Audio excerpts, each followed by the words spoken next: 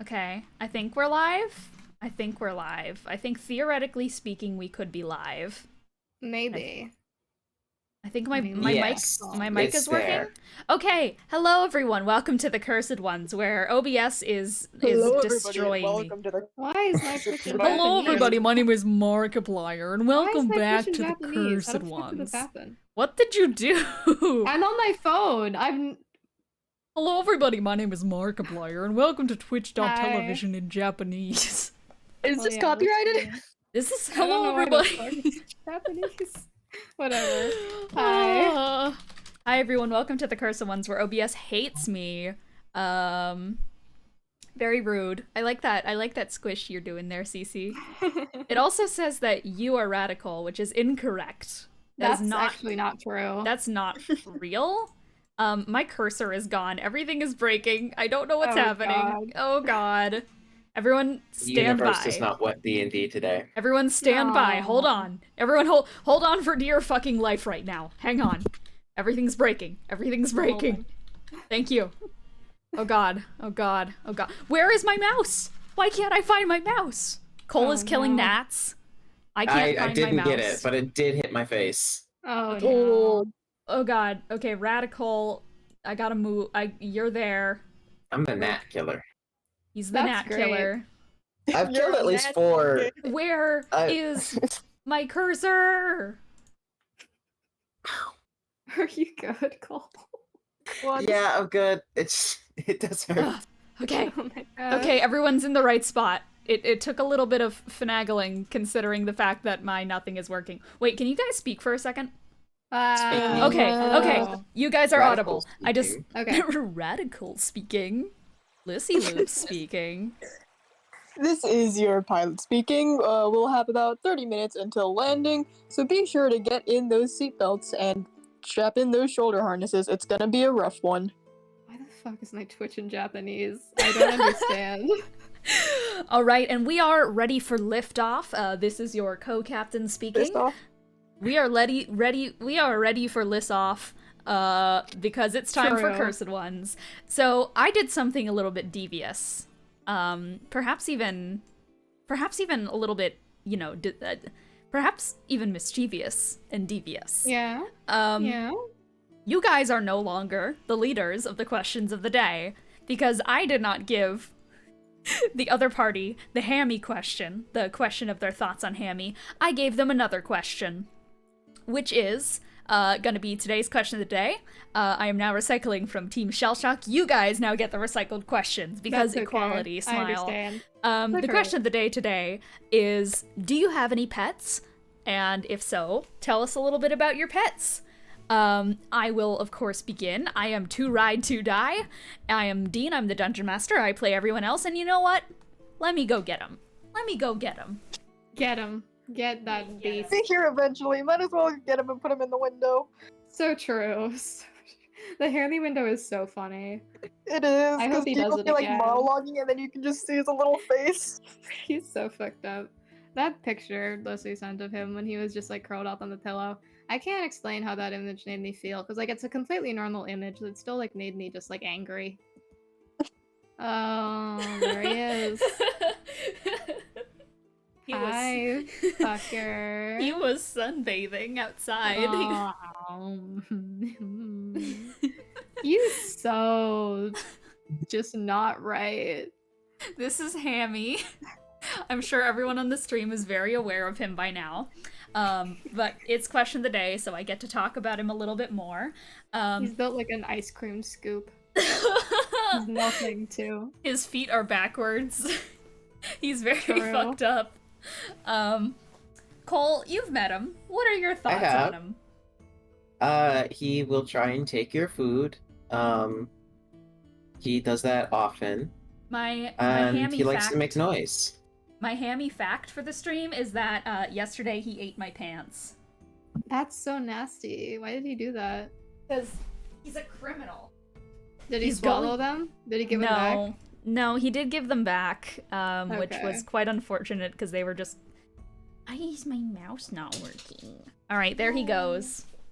Goodbye. He's off to go sit in the sunlight and soak up the rays. The rays. But that's my dog. He is, I think, 12 or 13 years old. He's an old Shih Tzu, and I know it's pronounced Shih Tzu. I call him a Shih Tzu because he's full of shit. True. And he's a nasty old man who loves food and loves being a horrible little guy. That's my dog. Cece likes to bully him. I do. All right. I really do. Bonkus of the Conkus, who are you, and do you have any pets? If so, tell us about your pets. Hi, I'm Cece. I play Sharpay. I guess I don't technically own any of my own pets, but I am back at home now. And so my dad has 4 cats and my mother has 2, so that's 6 cats in total. My god. That's a lot. Mm-hmm. One of them, her name is Ayane. She's my favorite. She was in here earlier, but she's not in here anymore. So I'd show her off, but like I have the door closed for noise. So L. Very sad day. And you're not like me, who just goes outside and just abducts my dog. No, she does not like being picked up. She will like wriggle out of your arms. She just like won't tolerate it. Hammy gives no shits and or fucks. If you pick him up, he will just like... Ugh. It's the best way of describing it. But yeah, little itty bitty kitty. Is that the same kitty that was in that one video that you sent where they were just happily purring and wiggling? Yes, Perfect. the beeps. Yes, that was her. I can send another picture of her. An absolutely beautiful cat. Oh, and this is also the cat that's the same as Cole's cat, I believe. Oh yeah! Speaking of there's- Cole's yeah. cat, Ryder the Spider, Truth. Who are you? And, I mean, we've kind of spoiled it, but do you have any pets? And if so, tell us about your pets. Hi, I'm Cole. I play Ryder. And I do have a cat, in fact. His Wow. name is Chris, and he is one of Nasty. the weirdest cats I have come in contact with.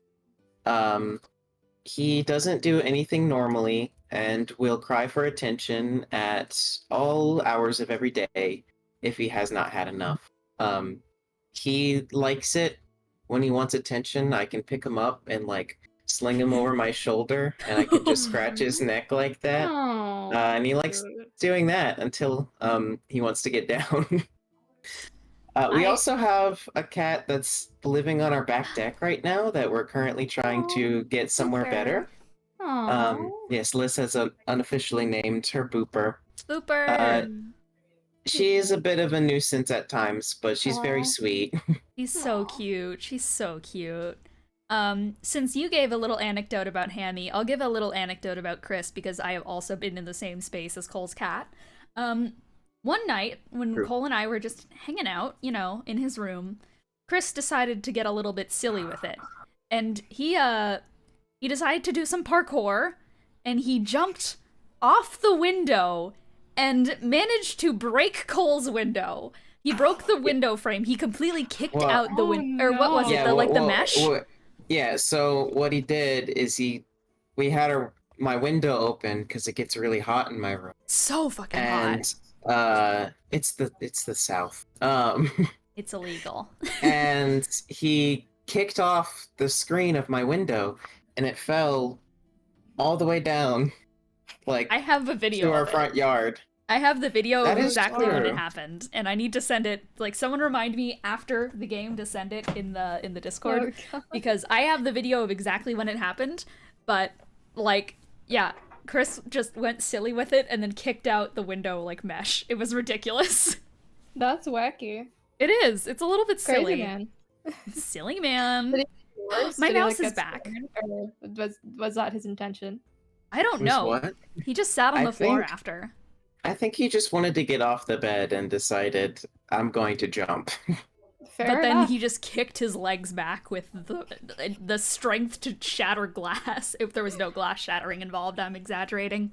Fair enough. Oh my Sold God. Eater, speaking of cats, Sold Eater, who are you? And if you have any pets, tell us about your pets. Hi, I'm Ro. I play Eros. I'm currently Arrow, and he isn't. So, Woo! no. No!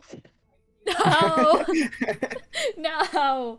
No pets. I'm gonna be no pets. I'm gonna be on and off with my camera a bit because I'm currently on mobile and I keep getting texts that I need to respond to.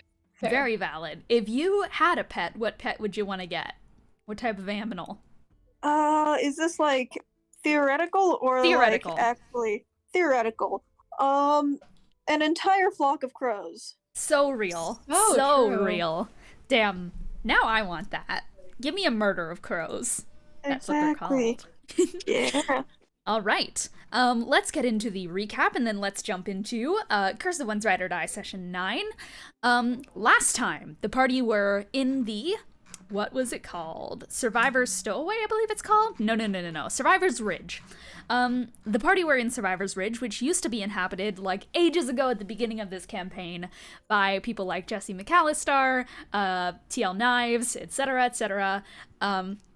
That was where a lot of the people from the Curse War ended up when the Outlands were created. And the party managed to stumble across this village again, this time with the help of a 3-Cree named Star. The party spent some time in the village, and, at first everything was relatively okay.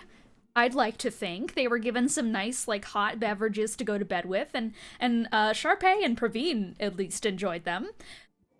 But, things started to get ominous pretty quickly, because, very strange how the bugs are pretty much constantly cooking food and going hey, eat the food. Hey, have some food. You guys want some meat? You want some drinks? And everyone kept politely declining, especially when Sharpay started to feel a little different, and Praveen started to feel a little bit different. And, it wasn't long until the party realized, okay, something fucky is up with these bugs. So, they decided to start putting some theories to the test, starting off with Eros playing them all a song, and realizing that one of the bugs had a very interesting reaction to it, as if something was familiar to them. Eros took the bug into another room, started to try and cast some spells to perhaps free them from whatever was happening to them, but they quickly realized that, things are really fucked up, and, the bug got all squishy. Realizing that this was the session before. Last session was when the party teleported into the basement and fought the giant bug monster, because turns out the whole village was fucked up, as reasonably assumed it was very fucked up. They teleported into the basement, and they started to fight the shit out of the Hive Master, which in my notes is actually called Beelzebub, so have fun with that information. Yeah, so they fought the Hive Master, and they kept getting eaten. It was not a fun time. Ryder got eaten, Eros got eaten, Sharpay got eaten, Praveen was about to get eaten. It was not a fun day for the Cursed Ones, and every time they escaped, it would just seal back up, so it was kind of a rough thing to go through.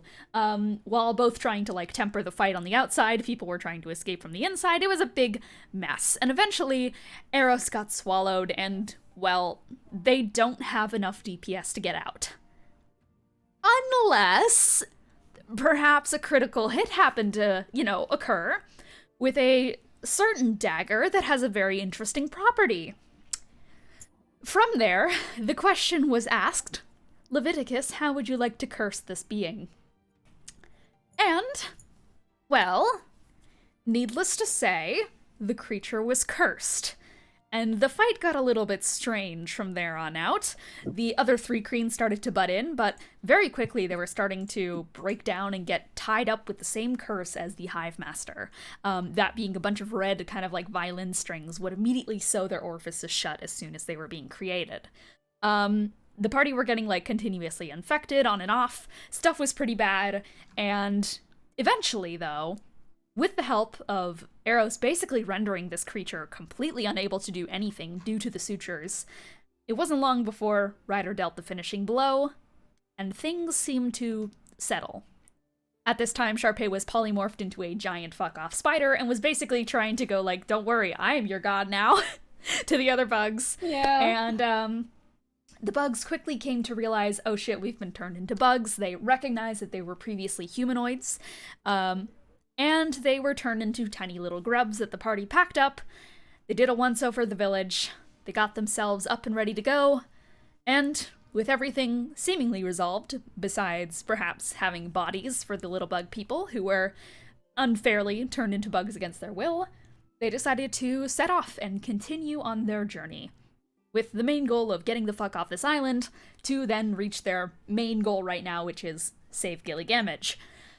On their walk, however, that's going to lead us to now, where a familiar figure in a giant floating sun decided to say, hello, fuckers, it's Roxanne.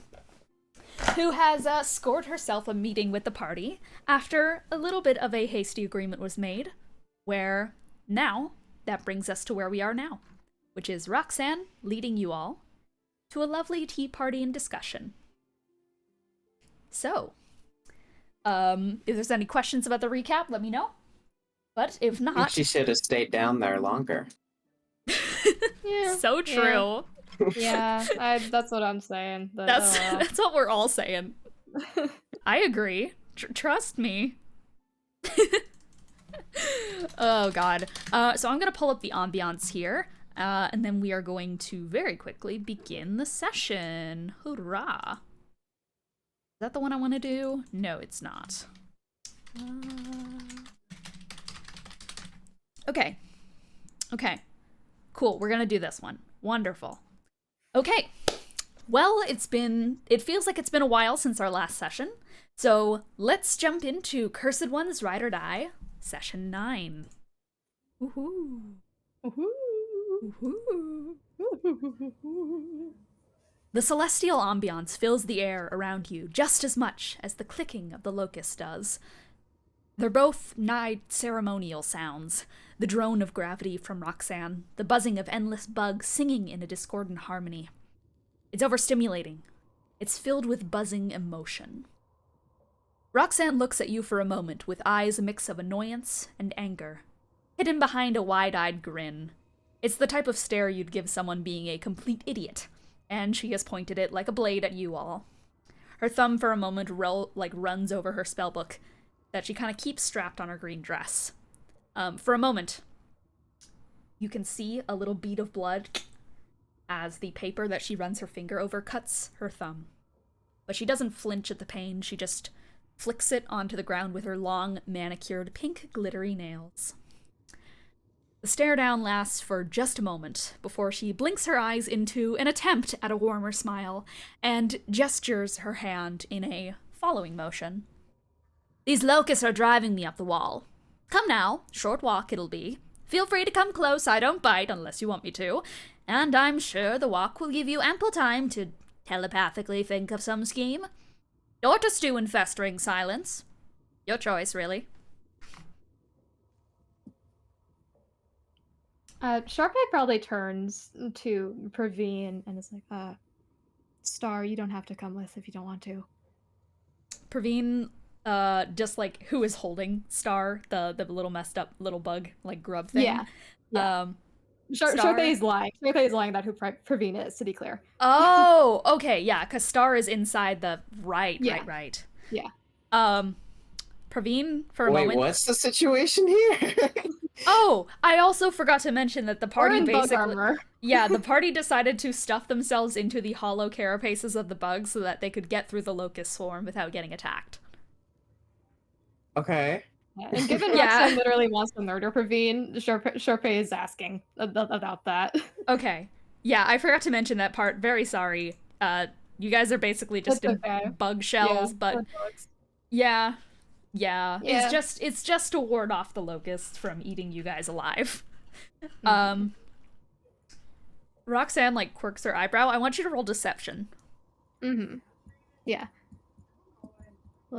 Hopefully it'll work. Oop.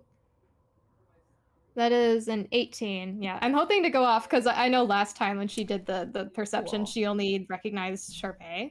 That's against But my yeah, that's an insight. 18. Okay. Oh.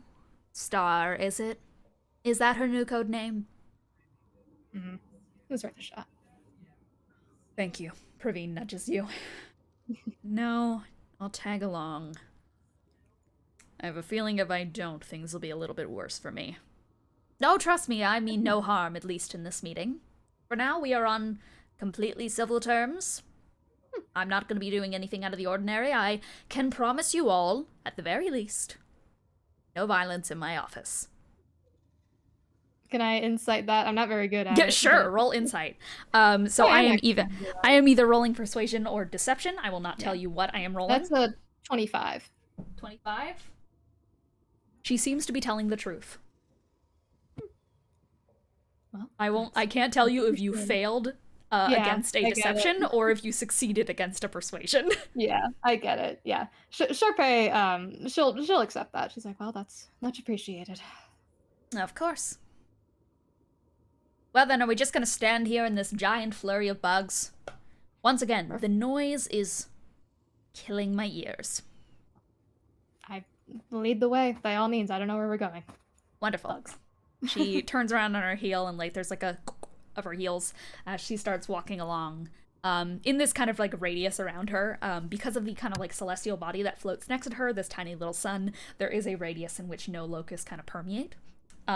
It is in that kind of general vicinity that I'm imagining that you guys are walking alongside. Still kind of in the 3 Kreen armor. You can shed it if you want to at this point. But yeah, for now, sure, I would probably take like the helmet off at least. Yeah, sure. Leave this on. You take it off, and you guys are walking. Like she said, she's giving you time to discuss if you need to in your telepathy, but for now she's just keeping quiet and leading the way. Yeah, good. I guess, Somebody's thankful for their life, I guess. yeah. Kind of regretting not finishing her off. Double tap would have made things a lot easier, but that's the unfortunate truth of having people you care about be related to people you want to kill. Yeah. I would like for this to be civil, to be honest. I don't know if she's telling the truth, but honestly, I like the idea of it. It would be... She kind of turns toward the sun, and out of the telepathy, just kind of like trying to keep up appearances, she turns to the sun. She's like, so you come here often? And in telepathy, she says she's in a pact. That's clearly not a good idea for her.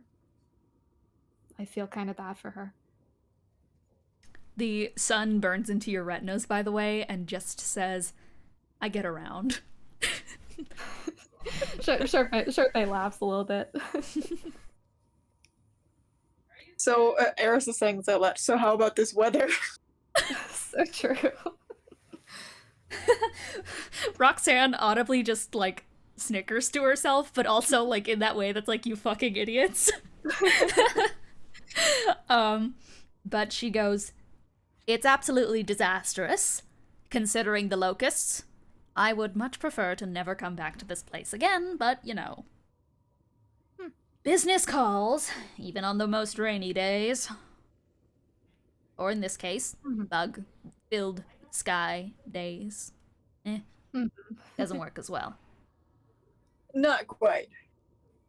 I prefer So you the just- sun. So you travel a lot for business, huh? Yes, one could say that my work causes me to be quite mobile. Between both realms and continents and ethos and the Outlands, so yes, I thought that was quite obvious. Hold on, I have to hype myself up to say this. Oh no. Is that in character, or is that just you? Because that's really that's funny. just me, that's just Oh, me. no. So, I'm scared. I'm so scared. what about pleasure? You ever travel for that?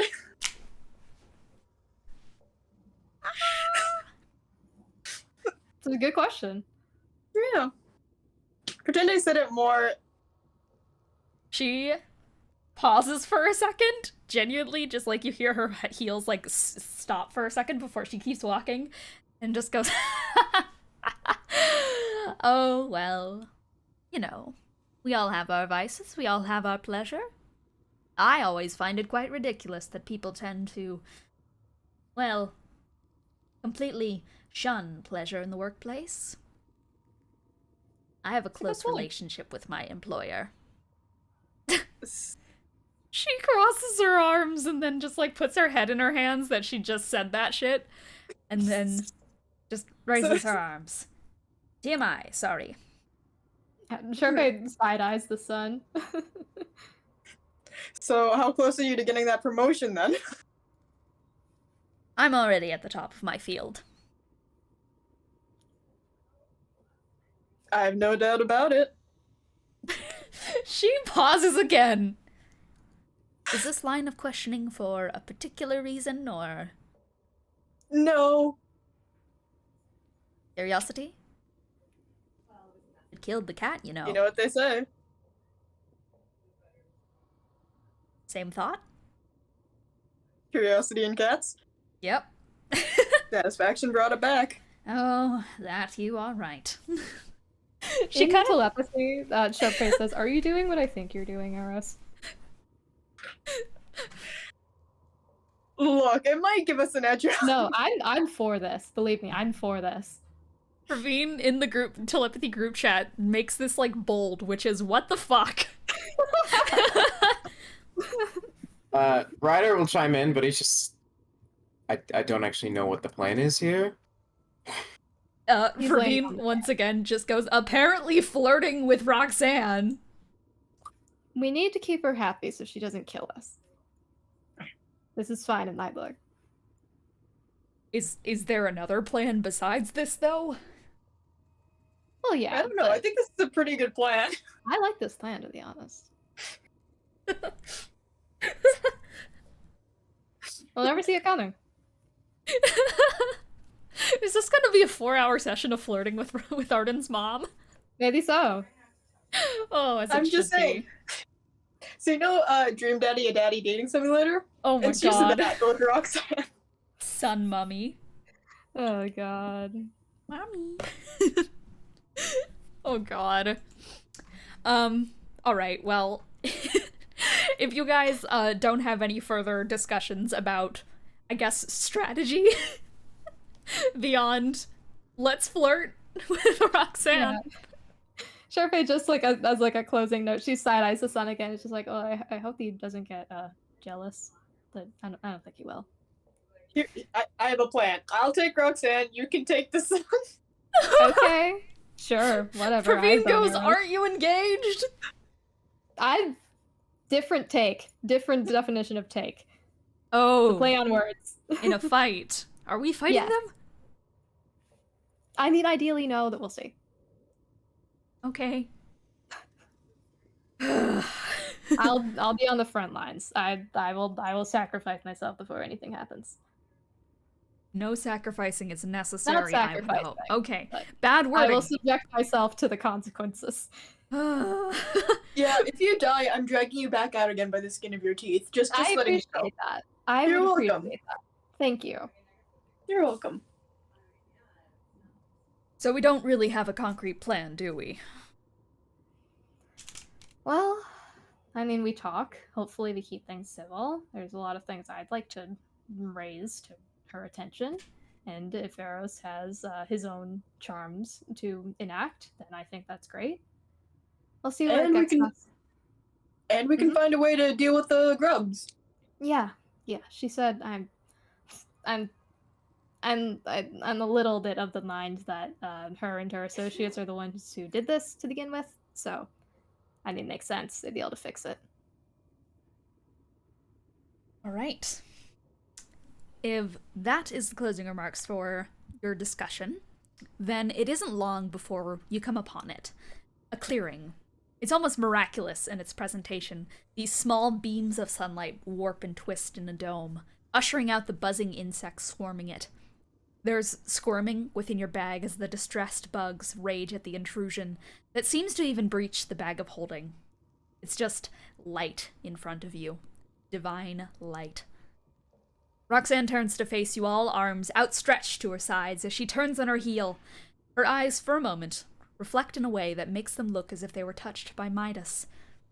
From behind her, 2 staves poke from the inside, twisting the light beams and distorting it to form an entrance. The wielders of the staves, 2 Starspawn guards, duck and bow out of the way as Roxanne twirls around and tucks to the side as well. She longly and slowly gestures her arm to the door. Step inside. Maybe close your eyes if you use them. This tends to get quite bright. Noted. Are we really And just gonna Sharpay will follow do her? that. But yeah. No questions this way. asked? I Okay, mean, I do have one question, but where does this go? My office. Which is No, just a small, secure room for us to do conversation in. Quite quaint place. Table, chairs, refreshments. It's still in the Outlands. You're not going anywhere outlandish, dare I say. Just a meeting room. Look, I seem to be the only one who is kind of uncomfortable with the situation right now. Why We're us? just That's following fair. you. Okay, how about I can make he like scarf. Meeting room artificially on our terms for writers and mine as well, I guess, sake of mine. That's true. I suppose that's an option. It is an interesting one. I do appreciate the theatrics to opening up the doorway to your office, though I will say mine is not nearly as flashy, but it's cozy inside. It's It is less very about comfortable. It's less about flashiness, more about functionality. And while I don't doubt the functionality of your room, allow me to rephrase and, I suppose, be more transparent. My office is in what I like to call an observatory.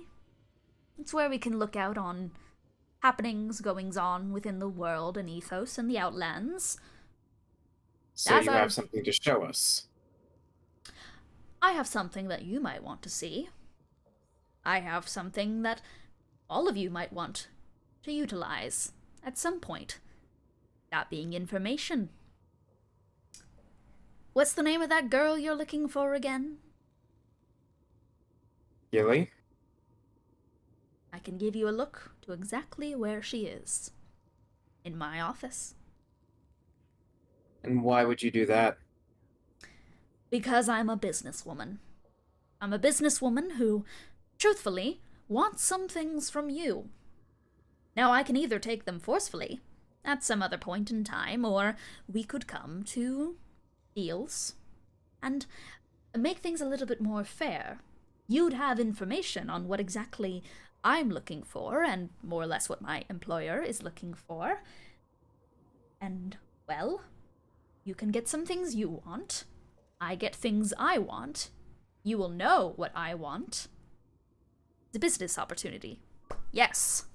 How about we do the discussion in our room, and then once it's concluded, we can factor in your office and the things you're showing us as part of the deal. Eh? I don't see why not. I would prefer to have a place with nicer refreshments, but it is up to you. If you would feel more comfortable inside a raggedy old pillow fort, then it's your group decision. Ryder? Is that alright? I mean, I'm just saying, I'd rather not go through a door into some unknown place that I don't even know has an exit. Oh, it does. Alright. So Well, you say. I do say. eh, I suppose we haven't built proper rapport yet. Things have been a little bit up and down between my people and your people, so if it helps build trust, I'm willing. I'm willing to go in a more comfortable location. Yeah, Really, I wouldn't I- exactly. I'm just sick of these bugs. I wouldn't exactly expect much kindness from someone we put 6 feet under. Perhaps not. Very fair. But I think you'll come to soon learn that I don't really put much stake into these sorts of things. Acts of kindness and acts of vitriol don't mean much to me. Business means a lot to me, though. About numbers, it's about luck. Anywho. Open your office. Let's have a seat. alright. I would say a cup of tea, but I suppose not. Tea Um, slightly later. It shouldn't take too long. It's not like, it's different than like the pillow fort, I guess, because that's what he goes to for when everyone's, going to sleep, taking a long rest. Yep. It's more business oriented. You know those fucking, like 70s living rooms that are like divoted into the floor? Oh, shit. Yeah. Yeah, the pit. Yeah! It's like that. That's delightful. Wonderful. I love that, actually. All right. Yeah. You go in there, Rox- it's like funky elevator music playing. Oh my god. Yeah, no, Roxanne steps inside and she kind of like looks around it and just goes, how quaint. And have you like set up some chairs and such for negotiations to properly kind of like take place inside the it's a tiny hut? pit, like, couches on the edges. Oh, oh, it's There's, so like, comfortable. There's like a coffee table in the middle, and it's got like a fake fruit bowl on it. Oh Let's my go. god, the fake fruit bowl. She'll take like a love seat and such, and she'll kind of just like make herself comfortable on it and kind of sit across from you guys. And she just like slightly looks over her nails once again. She reaches into her little bag to her side and just pulls out kind of like a small little bit of like sharpened off bone and just starts kind of filing them away just to make them like that perfect kind of sharp coffin shape. And then she turns to you and just goes, all right, well, if this is the setup, then I'll let you all get comfortable, because I understand that this is a bit of an uncomfortable arrangement for you all. Hopefully, now that you're in your nice space, though, something you can control, which, very fair, I am the one with more power here. It's good to want to give yourself that security blanket, but once you're comfortable, let me know. We'll start our discussions. Sharpay looks to Eros and Ryder. I'm gonna try immediately to make sure Ryder doesn't fall into the pit. Aww. Aww. I mean, yeah, he's just gonna go and sit down, I guess. You help He him doesn't like really over. have much more to say. You make sure that he doesn't like trip over anything. And everyone, I'm assuming, gets situated on one of the sofas. Yep. I guess. Sharpay probably takes one of the fruit from the fruit bowl and just like fidgets with it, just like throws it in her hand. So. All right. Eris pulls out a drawer and like hands her a Rubik's Cube. He puts I down had the to say fruit and just Rubik's starts fucking Cube. with the Rubik's Cube. Everyone just has stim toys during this intense discussion. Literally. We need a Roxanne You just just hear like- clack, clack, clack, clack, clack, clack, clack. I got Stallone over here. Let's go. Stallone the slug. I've been fidgeting with the highlighter. Hell Let's yeah. go. All right, so everyone takes their seats. And Roxanne kind of just like makes herself as comfortable as possible. It's clear she doesn't like the material of this couch that you've made for her. Like, it's Aw. comfortable, but she's kind of like, she's a bit, Boo-hoo. yeah, no, literally it's a boo-boo moment. Okay. Well then, suppose let's begin. I want to first congratulate you on your continued survival, and if we had drinks, I would make a toast to surviving, but perhaps not thriving. Unfortunately, I can't toast, so instead I will just give a congratulatory clap. She raises Sorry, her I'm out Rubik's Cube like a toast. Sorry, I'm out of sake. I gave it to some folk who were freezing. No worries, no worries, no worries. Okay. To surviving, but perhaps not thriving. Well, especially with how much you have fucked things up. Cheers. She will, like, That's a bad thing. she'll, like, grab one of the wax fruits and cheers with Sharpay. Alright. When you say, and that's a bad thing, she turns. Ryder, Ryder, Ryder. Well, not just you, all of you. When will you recognize that some pieces are genuinely in place to help you? I wanted to start this meeting by discussing some science here. Metamorphic ontology is not my strong suit. I've spent a number of years killing ontologists. Personally, I skim their records and readings, it's all pretty boring. But it is shocking to me the connections that people haven't made. But that's an aside. Energy. Let's talk energy. How about we? Bit of a weird topic, isn't it? Now, just to lay some ground rules. Ground thoughts, not sure how many of you guys have gotten a formal education. There is only a certain amount of energy in the world. It cannot be created. It cannot be destroyed. Only manipulated, shifted, and transmuted. This energy is why we can cast. It's why we live. It's why we thrive. Do you know what the main source of energy is? I'm gonna guess the sun. Good guess. Wonderful guess. Correct. The sun does everything. A perfect prefix pan of control and containment. The world operates under the laws that the ruler of energy upholds. Amplify, nullify, contain. And you know what? I gave you all this preamble about how energy works, how there are set laws to it. There's only a certain amount. It can't be created, can't be destroyed. That's not entirely true. There's only a few things that exist that can manipulate the world without the power we provide them. And these things tend to be problematic, you see. When the world compensates by tapping into the basically, when the flow of energy gets off balance, terrible things happen. The world compensates by tapping into the non-physical. The nightmares, the thoughts, potential, endless potential, and Pandora. Amplify, nullify, contain, those are the three things that we in my office tend to preach. Ryder, you were given containment.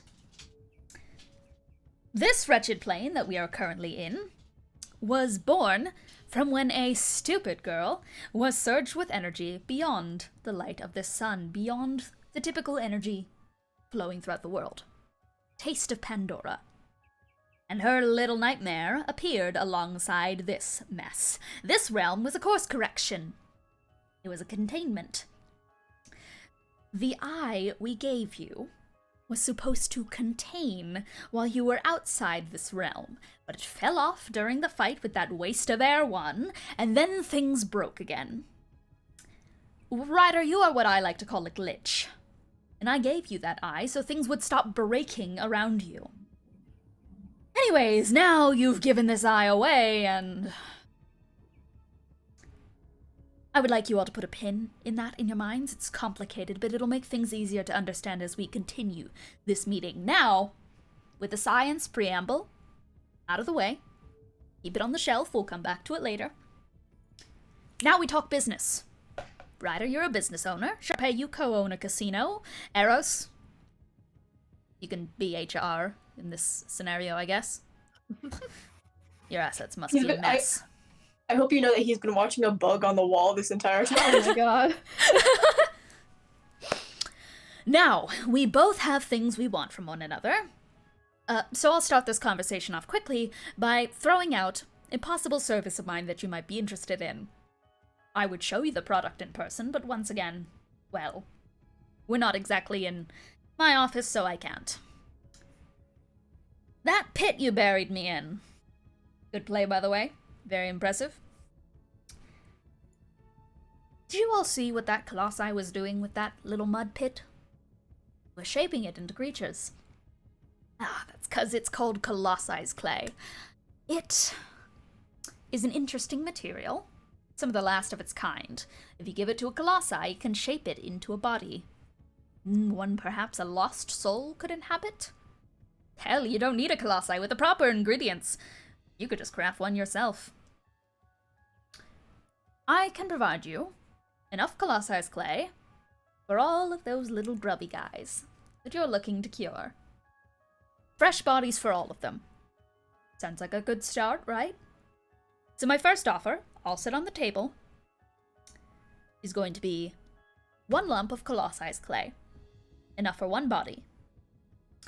Actually, I'll throw in the first one for free, but the rest are going to be paid in trade. Sound good? Yes. This is gonna be a little funny, but you give us the clay, what do we do with it? You said you need extra ingredients, you said we need to shape it. I have cat's paws, that won't work too well for me in particular. Oh, well, you guys seem to chase my colossi away. Perhaps you can find better uses for Pan. Pan can do it for you, and, well, if you don't trust their lumpy little digits, then all you would need is a little spark of life, a little bit of carbon, and ask a necromancer. They'll know. Oh, there's a couple of them running around in the Outlands. What I'm getting at is that it's a building block. It's pretty damn useful. It's interesting. I think we'll think on it a little more. Okay. Go on. Well, that's my first offer. I'll still give you that first one for free, but I can give enough for all those grubs. Now, I suppose, if that doesn't immediately tickle your fancy, like I said, things are a little bit hard to show you, considering, well, the location we've decided to have this meeting, but I can give you information on anyone under the sun. Give me a name. I'll show you where they are. I'll show you who took them, what state they're in. Hell, I can even send them a little message from you. Sure, there's a couple of people you might want to take a look at. Gilly. See where she is for certain. I don't think we need you for that. Do you not now? Oh, I'm really just trying to make things easier for you guys. Well, clearly my offers aren't tantalizing enough for you. Throw something out. Do you have any questions or things you might want me to provide? I mean, you didn't say what you'd want for in exchange for each of those, so... Oh, that's the thing. I'm throwing out my offer first, and then, well, I can tell you what I want. I can give you something easy to begin with.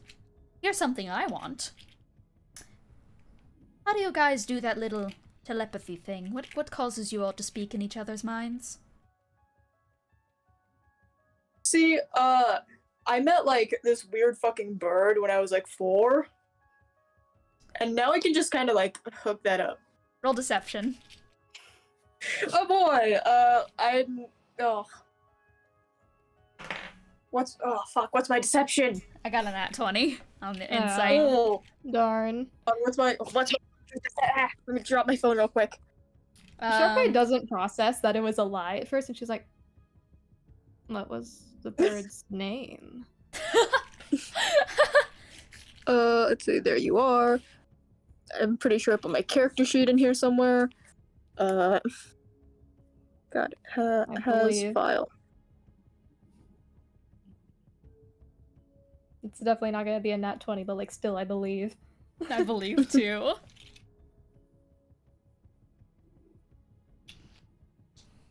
Here it is. Okay. Bad news, it does not beat a nat 20.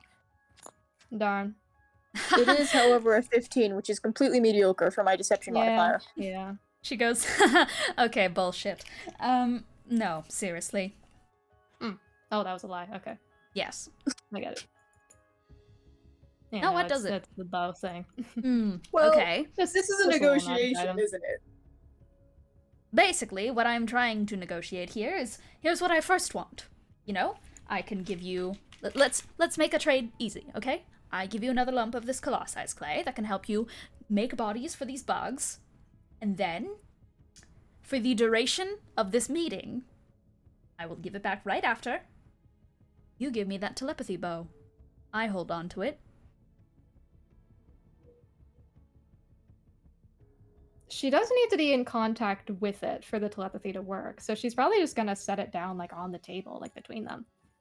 You do need to be in Eros contact? is, Yes. Yeah, okay. Eros is gonna take. Yeah, Eros she is doesn't gonna take want that and go. Whoa, negotiation. Yeah. I'm willing. I was not intending to use telepathy for this time. I wasn't going to do it. I need to touch it to use it. I'm not touching it. We are both looking at it. Perfect. Fine by me. Eros picks it up and he's like, "Okay, negotiation, guys. Let's be. Come on, let's be like eviler about this, you know." We don't. Okay. No. Oh, well, okay. He puts it back on the table. I'm not entirely sold on the clay, to be completely clear, but I am, absolutely. I was not intending to use telepathy. We're being honest here. She grabs the bow, slides it over to her side of the table, and just, like, pats it and such so that you can't, like, immediately grab for it. She just slightly pulls it out of your reach and is going to set down a parchment on the table and write down ×2 lumps of colossus clay. All right. Okay. Good first negotiation. Things are going well, you see?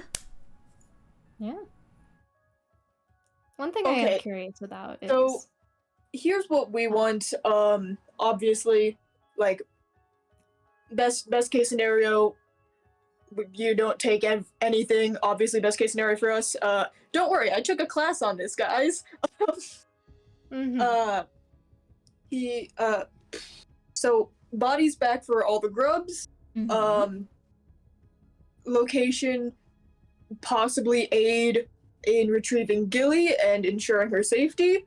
That can be arranged. Information on the guy chasing us. Easily arranged. And what was the last one? Shit. She mentioned it earlier.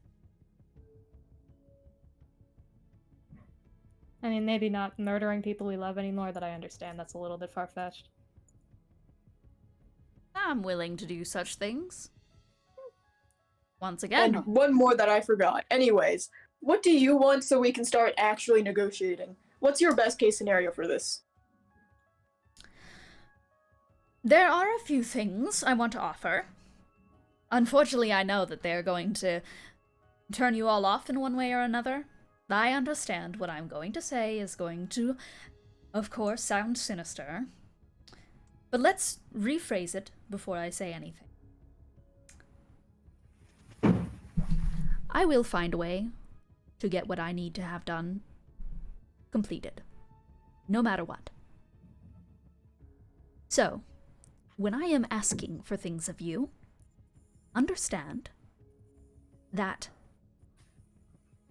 this is giving you information as to what, no matter what, I will be attempting to do. You cannot stop me for trying, but what you can do is give consent and have knowledge that something may happen. So here's what I want. I'll throw out a few things. First one's something that's a bit personal. You're traveling with my daughter, Arden, and I can admit, even on the side as of your biggest foes, I understand that our methods are more than cruel. The first thing I want is a little promise that if Arden gets cursed, one of you will take the curse instead. I can arrange it. That's my first want. Sharpay, I'm not sure how to describe exactly what motion she does, that her eyes kind of light up a little bit. She's like, oh, well, yeah, of course. Another thing that I was interested in, this is where it goes into things that, let it be known, I likely will manage to do in our time, I suppose, competing with one another, having our business encounters. I want control over one of your bodies for 5 minutes that I choose. Additionally, I want to, for all of you, have the ability to erase 10 seconds of your memory at a time of my choice.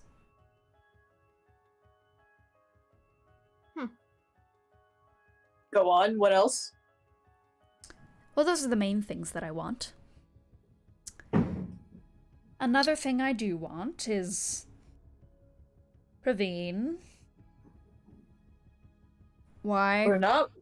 Right. Yeah, you're not giving me up. I'm not on the table for trade. We're not letting you murder Praveen. Maybe no, I'm kidding. She will still be on my list, by the way. Yes. I'm just Ideally saying. would also get her off the list, but If you offer me Praveen in trade, we'll say this. I'll give her at least 2 days to hide in a place she thinks I won't be able to find her in. Those are what I want. Those simple things. A promise that if Arden is cursed, you take the curse instead. Allow me, for all of you, to erase 10 seconds of your memory at a time of my choice. Praveen, and control over one of your bodies for 5 minutes that I choose. One of your bodies. That'll be a one-time thing. okay. So here's my offer. Okay? Mm-hmm. We're considering this? I'm not gonna say yes to all her terms. It's an offer. and then if you have something, then yes, please speak up. I want to make sure everyone is not horribly wronged by this middle ground. But let's see.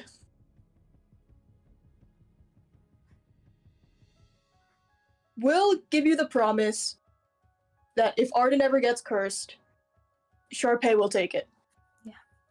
I mean, that's easy. In exchange for enough clay for all the worms.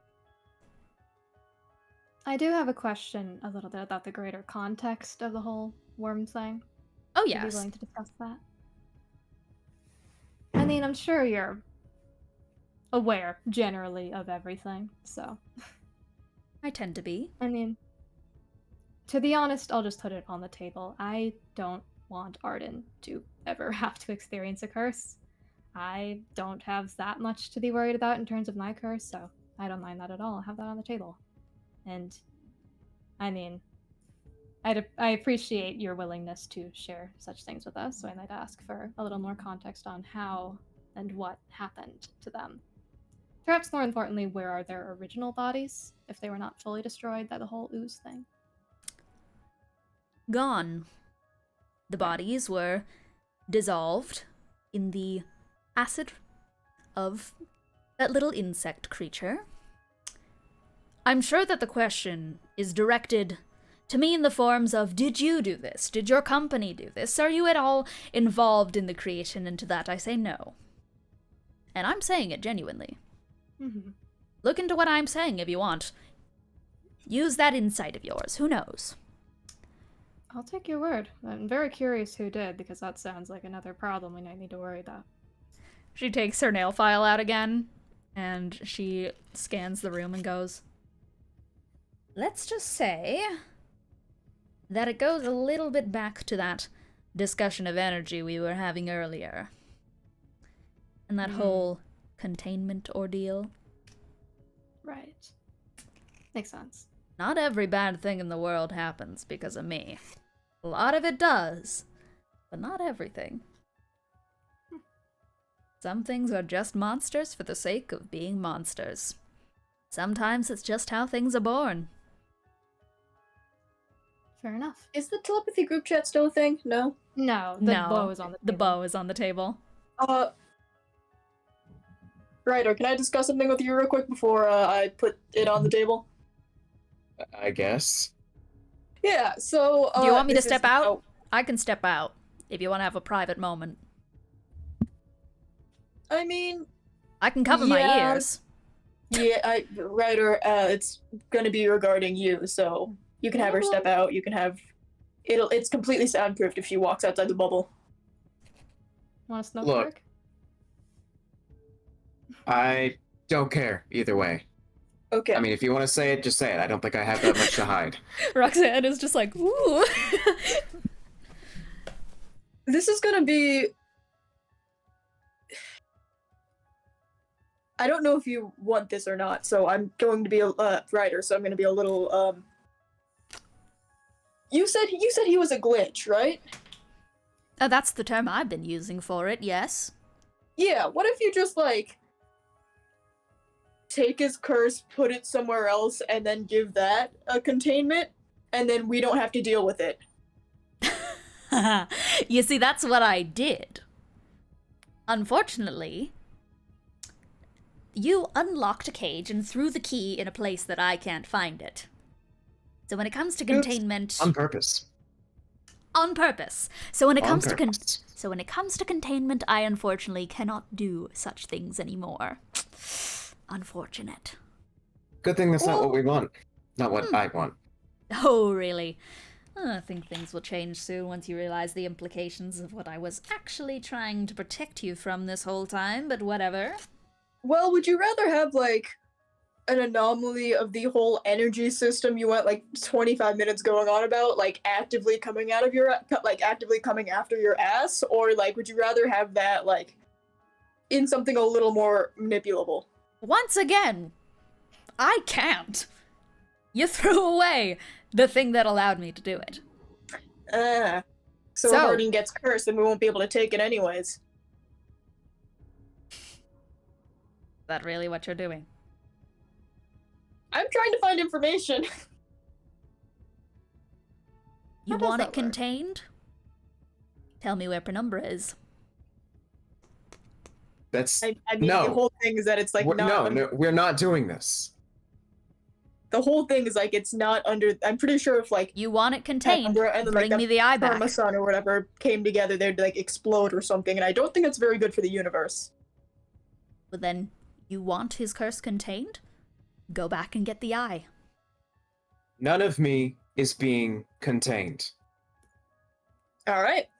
So back to what we were going before. Proud of you for letting your so- freak flag fly. You are Wait, weird. was that too? That was the writer. You are So- weird. I got that one from Arden, actually, so I'll tell her that. I can see it. I can see it. Hmm. He's a Yeah. good kid. Yeah. But It's weirder when you say it. Arrows? yeah. What's up? So, enough clay for bodies for all the guys, and they're not very big guys. So like, I mean, I'd why like don't to we give like them... throw in maybe like you make the bodies, because we are currently dying every 5 minutes and are not very well constitutionalized to creating bodies, just in general or biologically. Anyways, yeah. So that for Arden's protection from the curses. I do Okay. think they would appreciate having normal humanoid-sized bodies, but yes. Okay, so you entrust me with the creation of their new bodies? Can we trust you with the creation of their new bodies? I'd say yes. I To be myself honest, I don't will not be work very making good at them. it. I will be sending them to a subsidiary company to get them done, but Very well.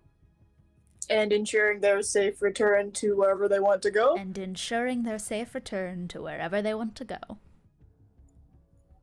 Very well. Before anything is going through, can I take you up on that offer for you to leave the room? Yeah. She stands up. Do you want me to go with? uh, She's asking both Roxanne and Eros in this case. Is this a Ryder and Arrows conversation? I'll go out. You discuss that. I Roxanne just don't step- want you in here. Roxanne. Roxanne rolls her eyes and steps out. Yeah. Should Sharpay go with, or no? Oh no, this is just an everyone conversation. You know Okay, what? okay. You guys have that conversation. I'm actually gonna step out because I want to get a coffee. Okay. Are we discussing? Man, so we should Okay. kill Dean, right? True. So true. Anyway. Look, are we sure this is the best idea? No, not sure. I know that you guys want to protect Arden, but I don't know. To me, that just feels like such. Why does Roxanne deserve that? Why do we deserve to give that to Roxanne? That's a fair point. What are we giving to Roxanne? Protection. Arden's curse thing, Yeah. the ability to take over our bodies, that whole thing. I only specified Arden's curse. I'm not Right. giving I all know. of I'm like, bodies, specifically like, talking members. about that. I just. Right. Do we want to give her the satisfaction of? I don't know. Yeah. It's a leverage that we lose, I suppose. Yeah. At face value, absolutely, I'm willing to do that. But you're right that it's she really wants that, and it's for Arden's sake that I don't really want to give her the best things. You know what I'm saying? I feel like if we were to do something like that, that should be Arden's choice, not ours. Mhm. That's true. That's That's definitely true, actually.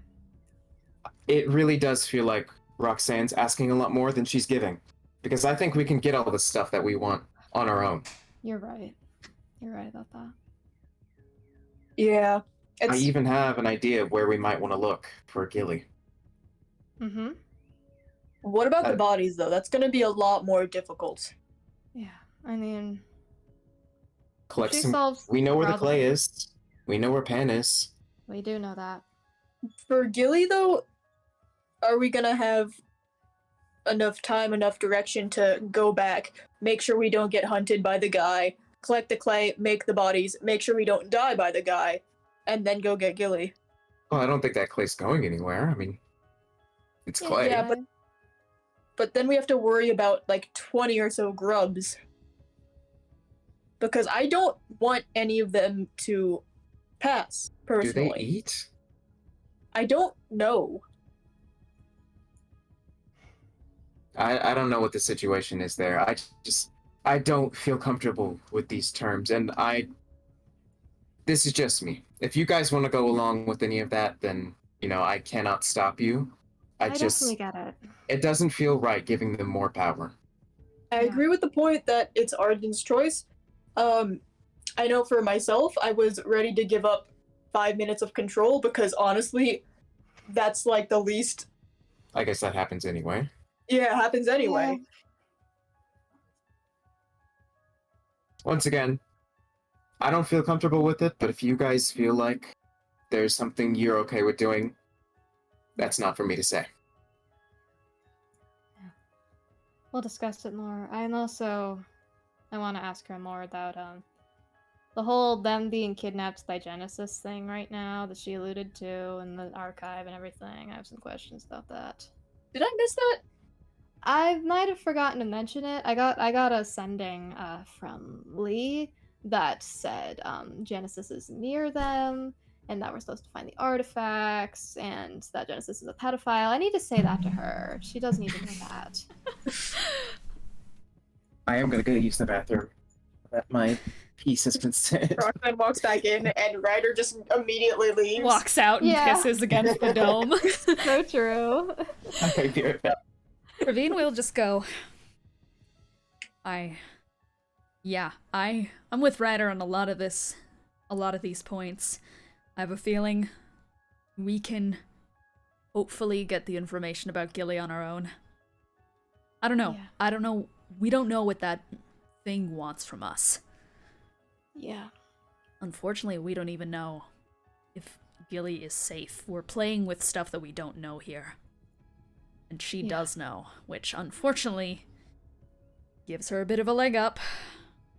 Mm-hmm. I don't know, the way she holds herself, she's too confident in this meeting. Yeah. He's too confident everywhere. Dare I think we have more say I things. worry that... In a way, I worry that if we don't take some of her offers, what's she gonna do to compensate for not having what she wants by the end of this meeting? Fair point. She did agree really easily to my whole thing of make them all the bodies and then Sharpay will take the curse. Yeah. She Which- did do that. You should never do if you're a good business person. Yeah. Unless you have enough assets, money, power Yes. Yeah. to just make shit deals and not deal with Yeah. the consequences. Or optimistically, it's probably your option, but optimistically, she could have a deadline to meet. That's true. I don't. We could make I her might be- agree to something with a loophole.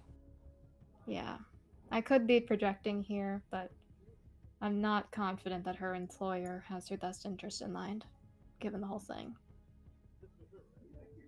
I frankly don't give two shits about her. That's completely fair. She wants to murder you. So if it comes down to a situation of let's save her from her shitty employer, she's a grown-ass woman. She can make Yeah. her own choices. In my opinion, this is on her. You're right. But who knows? I don't know how these big gods work. I'm new to this thing. I just want to encourage her to maybe not work for it anymore, maybe stop doing murder. But yeah, it's a good point. I don't know. I guess adults can be manipulated. That's not what I'm trying to disagree Oh, yeah. with. It's just she is. Mm-hmm. Ugh. I'm curious about her angle. Why Yeah. she's doing all this stuff and how Arden ended up so well, considering. Right? That's what I'm saying. I know. It feels impossible. Anyways, that's the only thing I'm worried about. I'm a very paranoid person, so I'm worried about what she does if she gets desperate if we don't give her what she wants. What if we give her? Okay, hear me out. What if we give her Praveen for her undying loyalty? What? I'm not. Okay, that better be a joke. inclined to give her Praveen. Mostly just because I don't think she'd take it, because her undying loyalty means she can't do anything to you, that kind of thing. And then, Shit, that's true. I doubt she'd take it. I think she'd just murder you the normal way. yeah. Yeah. Hey, Ryder, welcome back from the piss break. Hey. Basically, our thoughts right now, what do they boil down to? I mean, there's other things I want to discuss with her, but,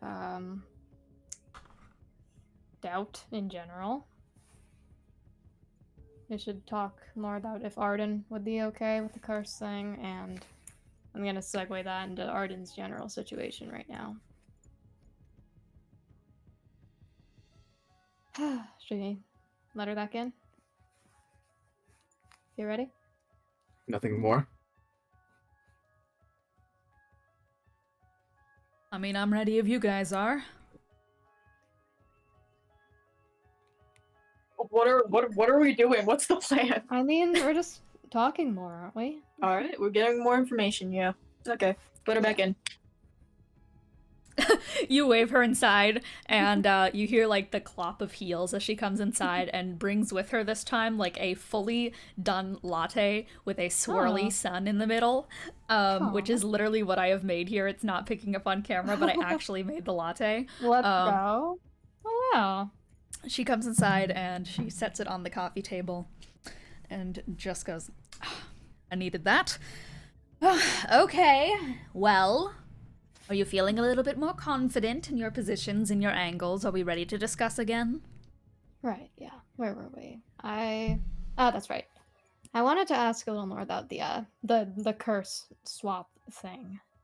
Of My course. concern is that I would want to have Arden's consent for that, that sort of thing.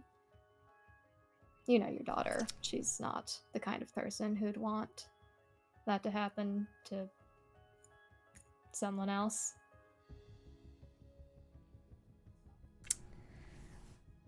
Arden is what I am not.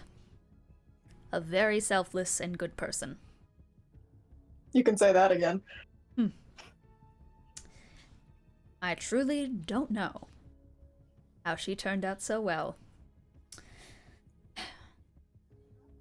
But one thing I will make clear is that I will do anything for her safety.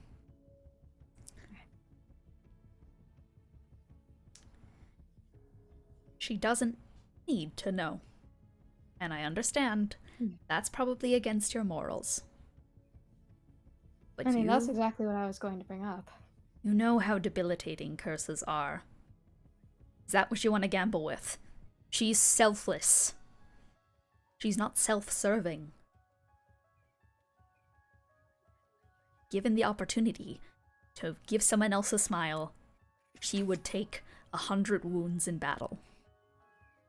Right.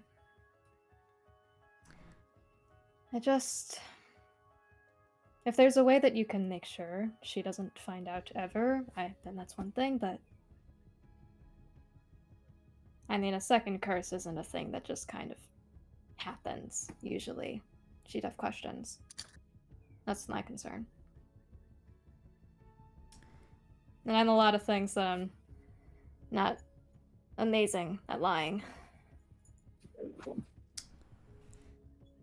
Either way,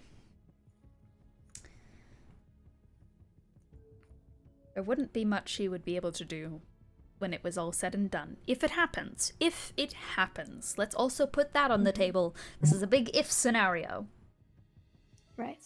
She might not even be in a situation where she needs to get cursed. That's my main thing. I like contingencies. Of course. I prefer contingencies. I care a lot about her. My other daughter, Lilavati, when she was cursed, it took her years to adjust, to deal with the pain, and Arden was with her every step of the way.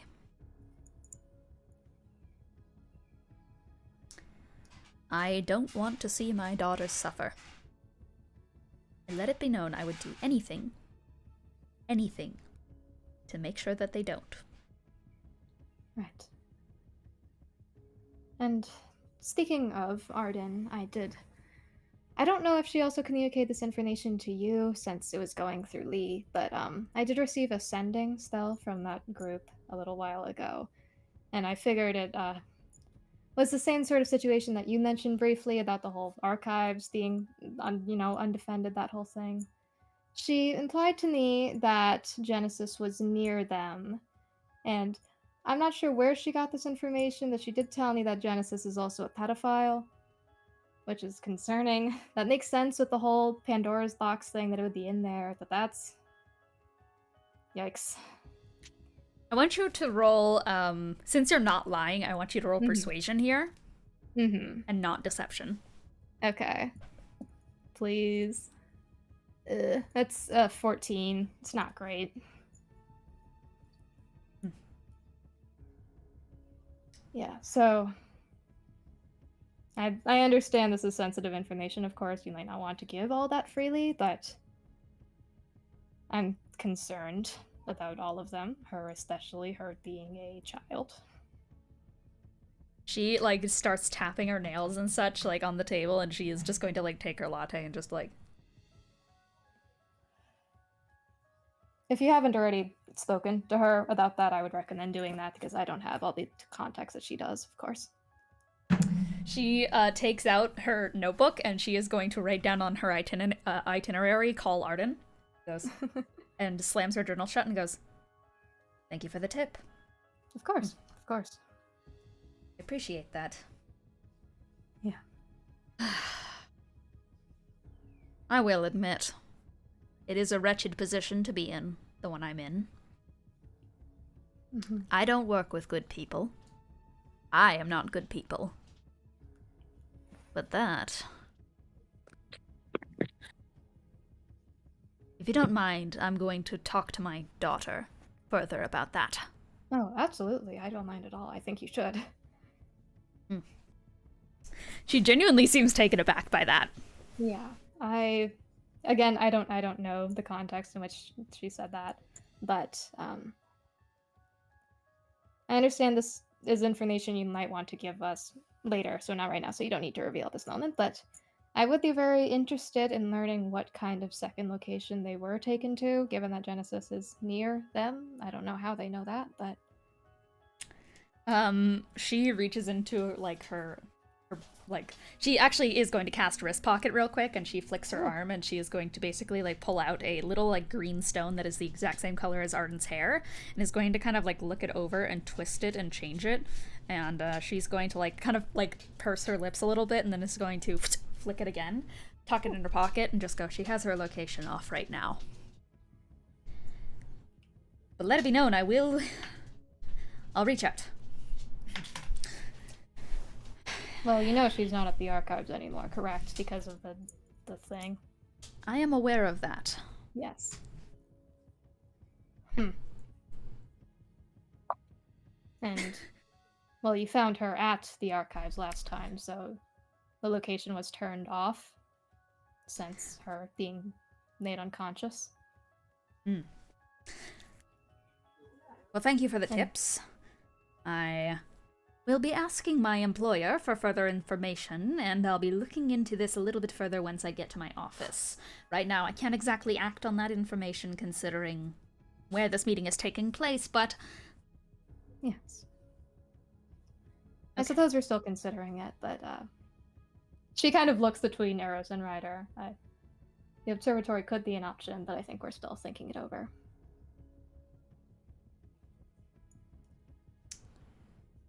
That's fair. I don't need her help, so I'm allowing you guys to take the reins here. Fair. Okay.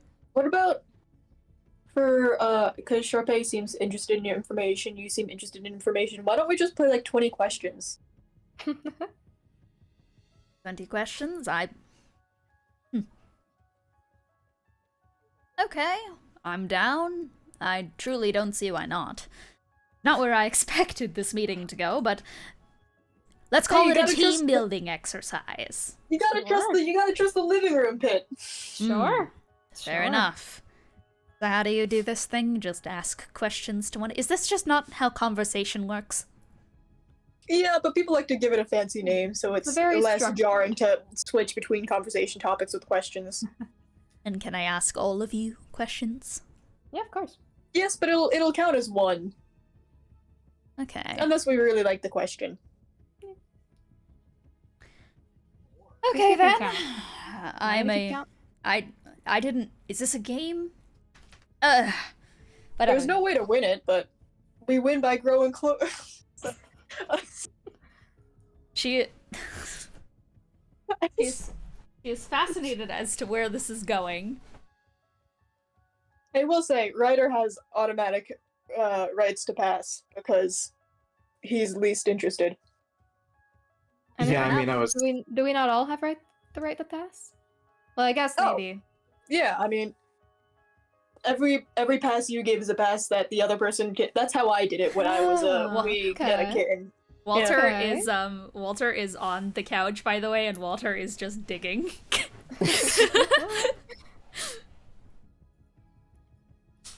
Okay, how does Walter's this? just bored. Yeah, do you just start asking questions? Yeah, just go for it. Are you asking me or am I asking you? Who goes first? I can go first, and then we can bounce from us to you to us to you. Okay. Sure. Shoot, I'm an open book. Speaking of book, were you ever able to maybe invest in like a copy of it? Of my Like spell second book? one? Yes. It's something I've looked into, yes, Okay, that's but good. not something I currently have on hand. Right. Okay. I figured that would be on your mind, so I wanted to mention it. Do you prefer life now that you're non-magical, or do you sometimes wish that you still had connections to your magic? That's a deep one.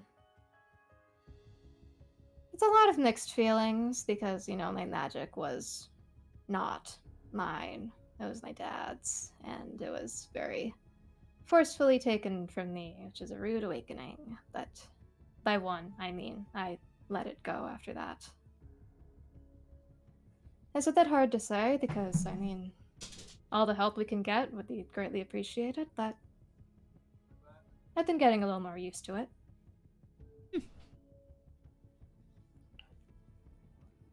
Any of you have a question? I can think of one if you want me to. Oh, I thought of one. If you're willing to share this, what did Praveen do to get on your list? Oh, I also had that question. Oh. Yeah, dare I say I also have that question? No, it's a reasonable question. You see, I don't curate my list. Once again, this is part of my contract, and what I tend to do, I am given a rate, I am given a individual, and I am given a tip on where they are. I don't have exactly a time limit or so. I just have to get it done before not too long from now. It's just to make things go a little bit smoother.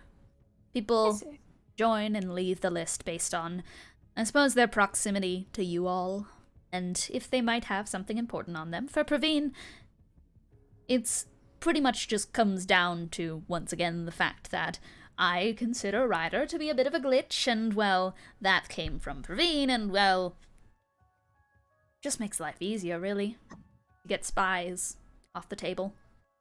They cause so many problems, don't they? One could say that.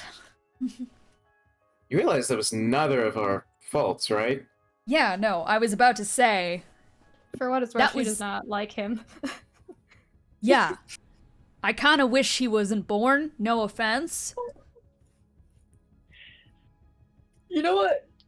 It's okay, Ryder. I'm glad you're here. Yeah, I'm After- glad Yeah. I'm here too. Okay, but- okay, let Nah, I me mean, rephrase. I'm not that worried about that part. Yeah, rephrasing. You're a good kid, but if I had a choice back then, I would have said fuck no. That was against my will. Against my will. Come on. You can't seriously blame me for that shit. I don't bring my emotions into this job. I can't. For my sake and my daughter's. For what it's worth, that shouldn't have happened to you. Thanks for being crosses her arms. It means a lot. I don't agree with it. Quite honestly, I think Genesis is out of his fucking mind. If it means anything. But once again, I'm given a list. I'm given a list and I do what I must. I'm just saying, it's weird the thing he has with babies. Yeah. Yeah, have you ever stopped to think about that? How fucking deep are you in on this shit? That you clearly don't like them. I don't think it's her turn to ask yet. I think it's her turn. Oh, yeah. Yeah. Sorry. Getting a little bit Hold ahead that, of hold that. myself. Yeah, Hold that. holding You my can go ahead, thought. Roxanne. Anyways, yeah. Thank you. What questions do I want to ask you all? It's kind of hard to ask questions when I already know a fair bit about you from just observing. It's kind of what I do. Suppose the things I do have to ask about are the things that are more so mental. In your head. What's going on in there? What are your thoughts? This goes for all of you. On how your little hero's journey has been playing out. Do you have faith that you'll succeed? Or are you wavering? I'm mostly just trying to keep everyone alive. Not thinking to the future? Hard to do that when the biggest thing you have to think about is whether or not you're going to die or have a future in a couple minutes. The destination has been a little bit more hazy than it was before, but I mean, I have faith that we'll get there. I don't see a lot of other people, at least that I know of, that would be able to rise to the occasion. No offense. Not sure why I said no Interesting. offense. I wasn't offending you. I just meant in general in the world. That's an interesting take. And Ryder, are you just along for the ride at this point? Or do you have ambition? Do you have stake in this game? Are you interested in where it turns out? You can pass if you want to. I'm just genuinely curious what keeps you all going. Well, tell you, I don't want to see those up above get what they deserve. Because I see the corruption. But I don't think I want to give you more than that. That's fair. I'm sure there's something in there that can be said about how even a blind man can see the corruption. That's a good It's quote. pretty obvious. That's profound. That is. I like it. Alright, let's keep this going. So many questions. Praveen? Yeah. You have problems with these guys. Why do you still work with them? Why? You're clearly strong. You could do so much better. You were just against them. Unfortunately, life is a little bit more complicated than morals, my friend. And that is not exactly something I've learned to care about. My situation is built entirely on survival and the protection of my daughters. I do what's best for them. Now, you might not think that me working for the bad guys is good for my daughter, who is actively going against them, but it gives her protection from my company, my people. Because if I'm sitting at the top, I can redirect the cannons from where she's standing. Everyone else. That's why I sit where I am. Do I agree with what they're doing half the time? No. Fuck no. I think they're all out of their minds. They're just a bunch of assholes with all the power in the world, but... hell. I won't deny that I'm an asshole too. But above all else, I like to consider myself a mother.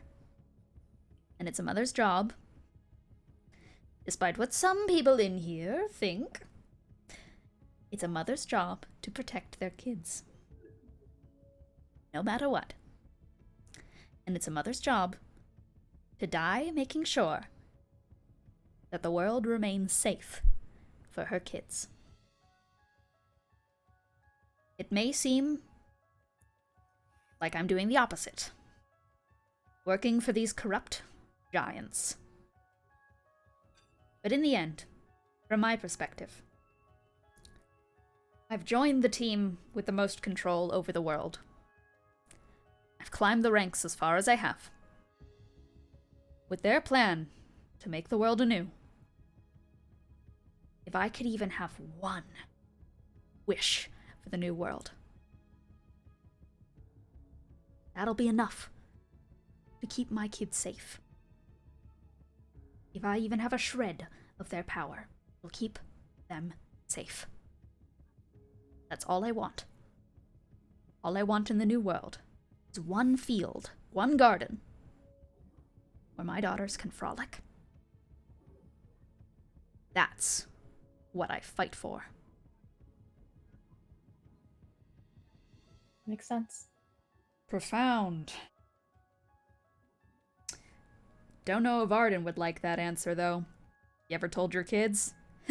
Once again, you are going against the question format. It's my turn to ask some. Okay, what next?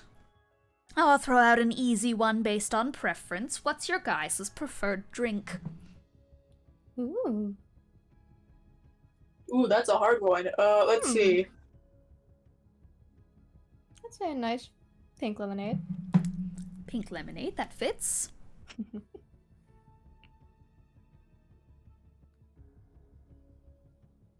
Water, I guess. I don't know. Hadn't really Refreshing. considered it. Considering you live in the Outlands and most of the drinks here are fermented shit, water's a good choice. Walter, like, Walter just, like, nods when she says fermented shit, like, yeah, we've drank that.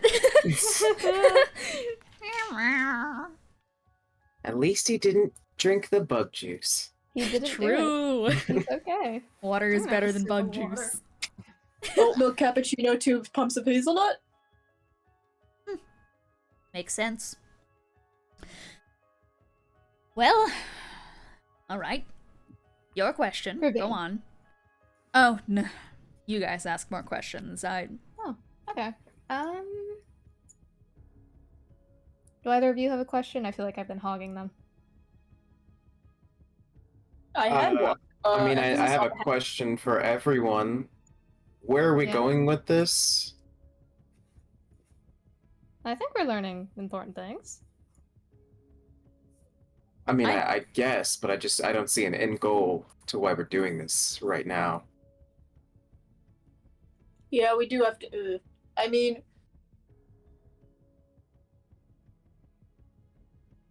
I think we're just. He, like, finding motions our at middle Sharpay. ground. Yeah? Oh, am I asking? no, I thought you'd have an answer to that. I think we're finding our middle ground, is all. I'm just along for the ride. If this helps in negotiations, then I'm down for it. Is it my turn? Besides, we usually run into we No, run it's into still our Roxanne turn. a lot, evidently. So, having some understanding of her would help in future encounters, probably.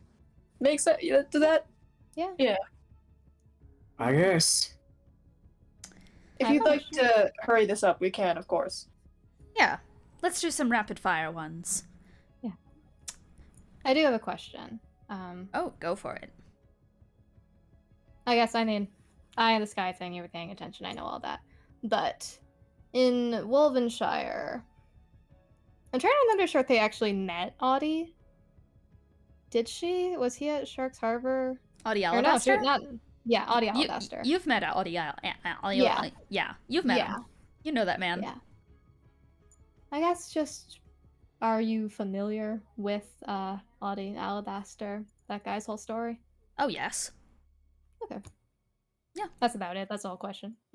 Okay. Maybe you could talk to him sometime. Do you guys find Eros' stories about their past suspicious? Oh, very. We know something's weird. Okay. I don't know what it is, but pretty funny. I don't think he's lying, but something's a little silly upstairs. His Yeah. ears go back a little. I love how no offense is probably like the most spoken thing in this whole. Yeah. Yeah. All right. That's another question. Yeah, Just start next roasting each question. other. What's my deal, by the way? Oh, I'd love to know that. Pass. Aww. Aww. Where's the fun in me spoiling the adventure? Fair enough. Significantly less distress for me. I'm getting gray hairs. It's very not good for my complexion. Old cats Sure, are if he still reaches loved. over and like pulls like one fur out of Eris's cheek, one gray one. Sorry. Sorry. There, I it's all pass. gray. You can ask me Gray another. cat. um. Oh, isn't it your turn? Oh, is it my turn? Yeah. Yeah. Oh, okay. I guess now we can pass if we want to, but yeah, it's your turn. Sorry, it really does after a while get hard to think of questions. There's 20 of these. How does. many have we done? I said I was gonna keep count and I didn't. We can stop when we get tired. Yeah. I think we might be at like 7. Okay. What are your thoughts on how this is going to end? What do you mean by like this situation, this entire Your journey. overlap? My journey. How do you see yourselves being victorious if possible? We're alive. Curses are gone. We have a little garden where we can grow strawberries. Oh, that's cute. Yeah. I was just gonna Delightful. say, curse is gone. Whatever else needs to be done to get there. Okay. Optimistic or not. All right. Fair answer.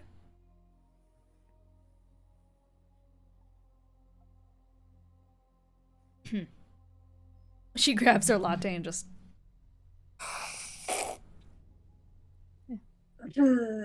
Does Ryder want to answer, or is he passing?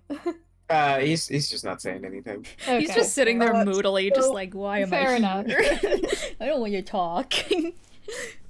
So your ideal is that you want to bring about the new world so you can specifically carve out a little space for your daughters? Something like that. Alright. Well, that was a question. Just wanted to make clarification, I guess. Yeah. How do you think you're gonna cure curses? I guess follow off. Do you even think it's possible at this point? Oh, I think it's possible. It's just possibly we were misled on what the artifacts are all about. I do think it's Okay. possible. Are you guys ready to get back to some negotiations? Oh, it's so Physically fun. or emotionally? A bit of both. Give it a 50-50 on both. Well, before we started this whole question ordeal, and when you sent me outside to think for a moment, to stew on my own, to prepare myself an energy booster, I had a little bit of time to think of my own stake in this game, my own plans. I think I was being rather fair, all things considered, with my offers beforehand. I understand you don't think so. I see the looks on your faces. I'm not blind. So unfortunately, I am going to have to do the thing that the little part of my soul that used to run a little homegrown coffee shop hates to do, and be a big bad controlling company owner with a lot of power. And that is, unfortunately, use that power.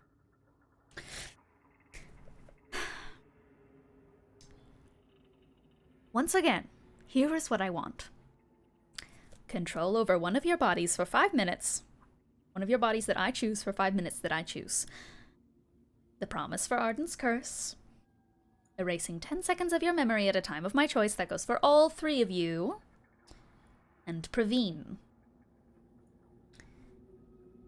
It would be so much easier if I could show you right now what exactly I am now threatening you with. Because I believe we've devolved into this part of the conversation where if we're not going to reach agreements on things that I think are relatively fair, I am going to have to make things unfair. Because unfortunately I do hold more cards than you.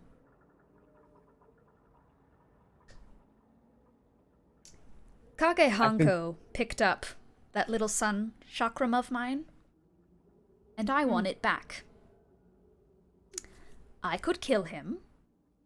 In fact, I could send a meteor swarm on that entire island. That's all of Praveen's people. That's all of Kage's people. I could have them wiped off the face of the Outlands. Or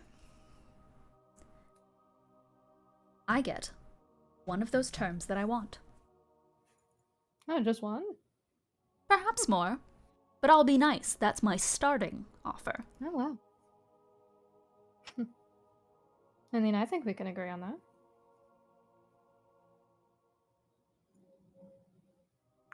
You seem unsure, Ryder. If any of these terms are taken, I have my own term. I do not want to be involved with anything that you set. How so? Take me out of the equation. I don't want to negotiate. Concerning turn of phrase.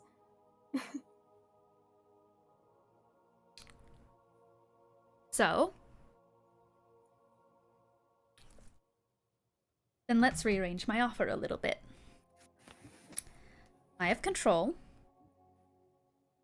over the bodies, one of the bodies between Eros, Sharpay, and Praveen. Whoa, I'm in this, you're in this. For 5 minutes that I choose. Ryder Fairwhistle is not included. And it's no longer my negotiation to make. I'm not making a deal with you. We'll see how that changes. Okay. And as for that 10 seconds of memory, oh, it would be easy if you just agreed, but fine.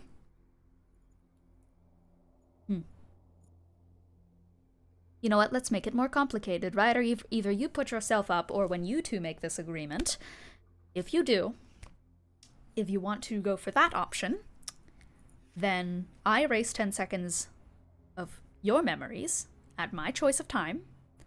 And additionally, instead of Ryder, I do it to Lily.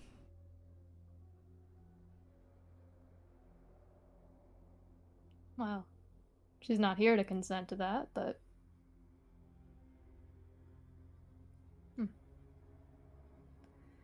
I know you said that your list is controlled by your employer, so you can't necessarily control it, but...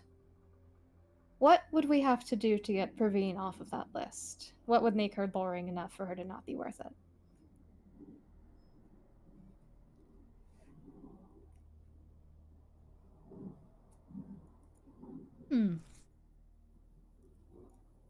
Oh, it's hard to say. Still like having her on the table. I really like having her on the table. Just for the drama of it all, really, but... to take her off the list, then you'll need to add someone to the list. It can't be me. With all due respect. You want Praveen off? Name another name.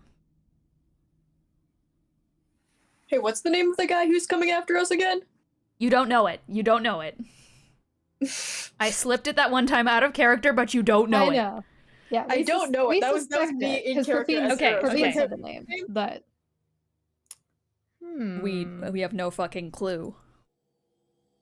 Can you just We should have asked about that. The can 20 you just questions. write him down as the guy with no name that is stalking us? No, I need a name. Yeah. Mm. Well, okay, consider this. As far as you're aware, he's dead, like just gone, totally. So if we were to write down his name, then nothing would happen because he's dead. Ooh. But if we are wrong and that guy is your Is he undead? brother, it would seem like it. Oh, Huh. would it not work? No, I'd be willing to help fix that status of his, make him more killable. Once again, if you have the name.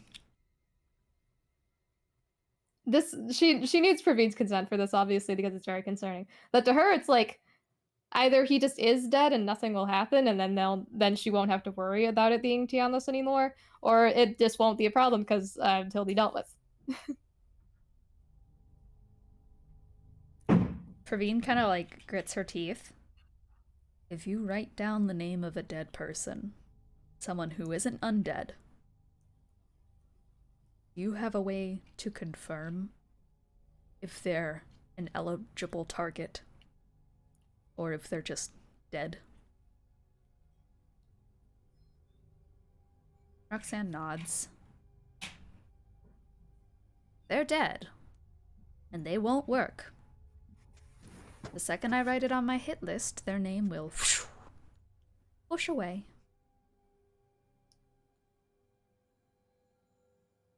I think that's worth trying. Is that enough, and you'd be willing to keep Praveen off of that list permanently? And also fully willing to exchange Arden's curse thing for Praveen's life.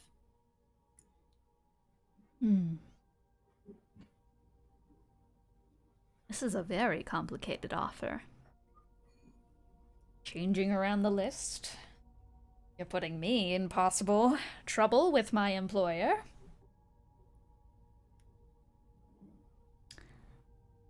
Add a name to my list and take Arden's curse.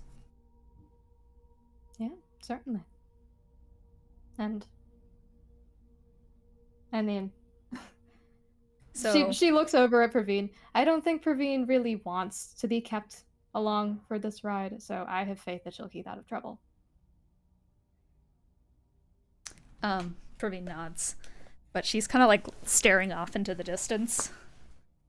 And like she seems to be in a little bit of like she's in a mental war right now with herself and what she wants to do here, if she's willing to let you put down Tiamos's name. Because in a way, even if it is him, she doesn't want to know. Mm-hmm. Also, I might say I'm willing to give you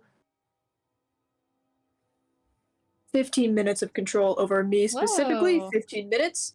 Not Sharpay, not Praveen. That's all compounded. Just me, since I'm the only one able to consent to this because they're not part of this deal yet.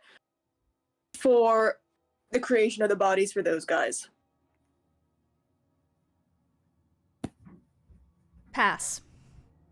Aw. However, this Any does particular reason reveal why? that she looks at you. Perhaps you're not the one I want to step into. You sure? I've got really comfortable skin. TMI, she says, but she just kind of nods to the side. Here's what I can do. Let's lay out what we have going on here. Ryder, out of the equation. He's not involved in any of these negotiations. You're just sitting here, listening to how it goes down. Perfect. Makes sense that a businessman like yourself, who also owns a company, would be so smart as to back out from these sorts of things. The rest of you, however, you are on the playing table, playing this little game with me. So let's go over our terms and just double check them, make sure everything works out. First thing, I provide my mercy for Kage, the Frostbearers, and Kage's little freaks. I provide them mercy And for that, you are going to give me what? What condition? The memories and the possession, is that right? Memories and possession? She writes that down. For Kage and the I think that Frostbear. was right. I might have been wrong. Double but check I first think so. before I write it down. I have a Did I bit of put a thing with the memories. Possession, not the memories. Okay, so no memories for now? No memories for now. I'll take that offer. She writes it down. So that's for me, Eros, and Praveen, but not Praveen. Ryder. Yeah, why the fuck not? I have a feeling that you guys can take me down even if she's in my body. Go with that. Maybe she just wants to check on you. Whatever. I shouldn't say that. I'll throw my name in the ring. I feel like if I rescind or one of us rescinds from that, she might throw out some other thing there, so. Okay. Fine. Great, Sharpay, Eros, and Praveen, I need you all to sign here. She takes her pen on the parchment and she makes a little spot for you to sign. Praveen grabs the pen. Fuck it. Scribbles down her name.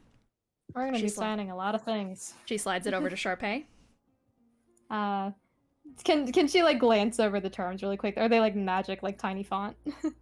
Terms and Or is it just the conditions signature? are basically just like, once this contract has been signed, you cannot rescind from what is written on here.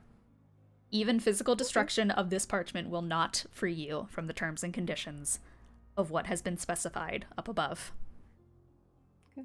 Yeah, and up above is just one time 5 minutes in the body, correct? Yes.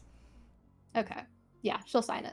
And it is one time, and that is for all of you. So once she does 5 minutes on one of your three guys' bodies, she can't go Right. into the other three. Got it. Perfect. I rolled a 19 for performance for signing my name. Just like really nice. You have a beautiful signature. Let's go. I like the idea that Eros and like Roxanne both use like the normal ink and quill, but Sharpay pulls out the glitter pen. Yeah, literally, she does. All right, you guys sign. Right. Right. And just to make things clear on our previous offer, it was okay. So we have one lump of colossized clay for free. That was just to start negotiations, and then after that, it was me holding on to the whisper until the end of this meeting. And she just like hands you the pen to sign that one, Sharpay. Right. Yeah, she'll sign that. Right. Okay, so that is 2 lumps of colossized clay. Was there another offer in there for that? The bodies, me sculpting them? Right. So, Oh, that's the 4. the rest of the colossized clay, and I sculpt the bodies of your bug people in exchange I for... have an offer for that. You know what my deal is, right? Oh, yes. Yeah. I don't know what my deal is, but they kind of know what my deal is. A little, not that much. But I know there's a word, and I know that I can give you my word that I won't resist it if Arden says it for her help. She taps her pencil a couple of times. Ooh, playing with Arden's name, are we? I mean, to be fair, I was as well, with her getting cursed or not. Playing with my own too, apparently. In exchange for the construction of bodies for all these new bugs, you will willingly submit to any magic word requests that Arden, myself, or Lilavati give you. I don't know about those last two. Arden and Lilavati. Who is Lilabati? My other daughter. You've never met her. Is she, do you think that's a good... She's a bit of a Honest? prankster, but not as shit as I am. Hmm. Consider her a mix Sure, of okay. Arden Do you and think me. she has? Do you think she's? No offense, but like, do you, there's that term again. But do you think she's considerate? Because I Mm. personally rather don't like it, but also I trust Arden at the very least. Additional term. If, well, I mean, I'm suggesting this term. I don't have the power to add it myself. If this is a situation where 2 or more of these people are present, Arden's request gets priority. How about that? Done deal. All right. Also adding in that again, making sure they get safely to wherever they want to go. Yep, Yes. she adds that in. Writes the line. Hands you the pen. For you to All right. do a perfect signature. Are you rolling again Oh, for a roll signature? again. Is this definitely? Is this not? including 23, Roxanne, let's then, go. or- Let's go. All right. geez. The fact that you're This is rolling for not these signatures. Including Roxanne. This is not including Roxanne. Okay. Okay. Yeah, this is just Lilavati and Arden, and if they are both in the same, like, if they are both giving requests, Arden's takes priority. Yeah. Okay. Perfect. You sign your name down. Eros Schrodinger. I'm just like playing with my pencil and like jotting this stuff down on my fucking mouse pad, by the way, while I'm doing this. Just to keep myself going. She goes, "Great. Well, that leaves almost everything settled.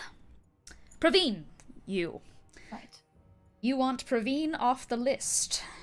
Praveen is removed from my hit list. Praveen Fairwhistle. Let me make sure I have the full name down. Fairwhistle? Do you have any middle names? No. Okay, Praveen Fairwhistle. Is that spelled like how it's... Yes, it's just Fairwhistle. Okay, wonderful, wonderful. Praveen Fairwhistle will be removed from my hit list. I knew how your name was spelled, by the way. You're on my hit list. I read your name every day. I fucking hate you. Okay, Praveen Fairwhistle is removed from my hit list. She no longer has a target on her back. Me, my Starspawn, and anyone under my direct influence and control cannot harm her. Will not harm her. Unless given reason, such as self-defense. Excellent. What was on the table for this? Well, first, in exchange for the name Tiamos Fairwhistle on the list, An exchange who may or may not be undead. for Tiamos Fairwhistle. Once you sign this, by the way, it will confirm whether this is a valid target or not. Mm-hmm. Let's see. If it's not, I'd think of a backup. What? I'm fine with Yeah, we can signing think it. of backup. Okay. Yeah. Yeah, I'm fine with signing it. Fine. Okay. And Okay. my end of this is that Yes. And Sharpay will provide. if Arden is given a curse, I am willing to take that curse unto myself. Did we decide on whether or not she'd be made aware of it? You will not tell her before the curse is given. All right. I would like this to extend to Eros as well. You do not tell her. Ryder. Are you at Ryder's least willing to exempt from- Are you at least willing to join in on this? I don't Forget know it. if I can give my word on that. For getting Praveen off the hit list? Ryder is exempt from all I other won't tell information. her before. I will not tell her before. Great. That's what all of you are going to be working under. Just to read it out, so that you know exactly what you are all going to be signing. In exchange for... Oh, sorry, I like completely blanked on what I was giving you No, guys. Oh my god, I forgore. You're good. You're good. I will be Praveen. removing Praveen Fairwhistle from my hit list. Me, my Starspawn, people under my control, and any possible hired guns or assassins will not attack her unless provoked or in need of self-defense. So we cannot attack her until she has hit us first. She will not be added to the hit list unless she has hit us first. Right. She will not be re-added to the hit list. That part sound good? Yes. Yeah. Okay. Additionally, in return, from Eros, I will from Ryder, Eros, and Sharpay, I will receive their word that upon this transaction, before Arden is given a curse, you will not tell her about the details of this transaction. After, it's fair game.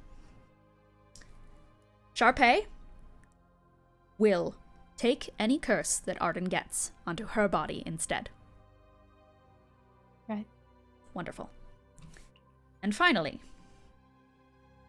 Praveen Fairwhistle agrees that in trade for her name being taken off my list, that Tiamos Fairwhistle will be added to my hit list. I have to kill him by the dawn of the new year. That is my deadline. Soon. That's how my little hit list works. All of the names on there are at the dawn of the new year. They must be taken care of. I'll give you that little tidbit there. Do all of these conditions sound good? Sounds good to me. Wonderful. She shuffles the paper around and she slides it in front of Ryder and just goes, I'm handing you the pen. So I do have to sign this. Yes. He'll go ahead. All right. You probably sign it like in the middle of the page or something, like once you feel the paper. He'll find the bottom of it and put it All right. somewhere there. Yeah, all right. And then Roxanne slides it over to Sharpay, Yeah, she'll sign it. slides it over to Eros. Era Schrodinger, it's glorious, it's beautiful. Beautiful. Top 10 signatures ever, and it's Eros Schrodinger. Slides it over to Praveen. Praveen grabs the pen, staring at the name Tiamos. I'm sorry, I'm considering. I want to do this, and I agree that this is a good trade. What if he's not the one chasing us, though? What if he is alive in a dead zone somewhere? You saw him die. It's not my decision.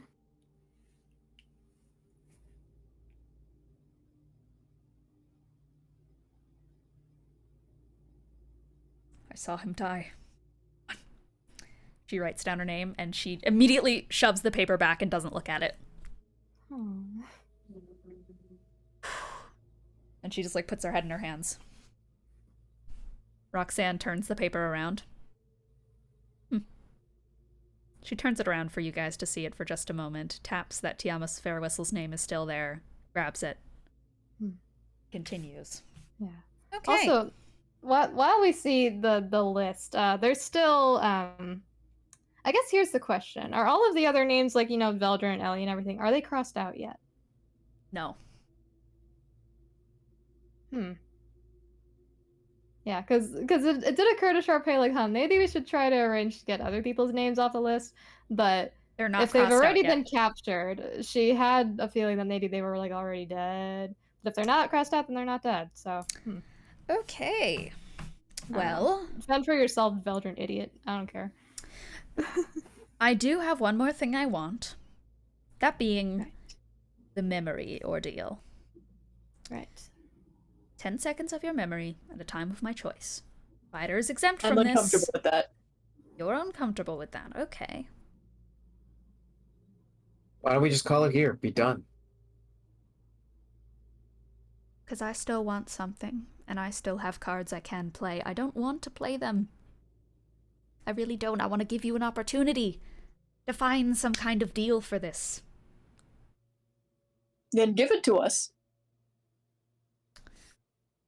Well, once again, things on my table that I am going to give you before perhaps I escalate.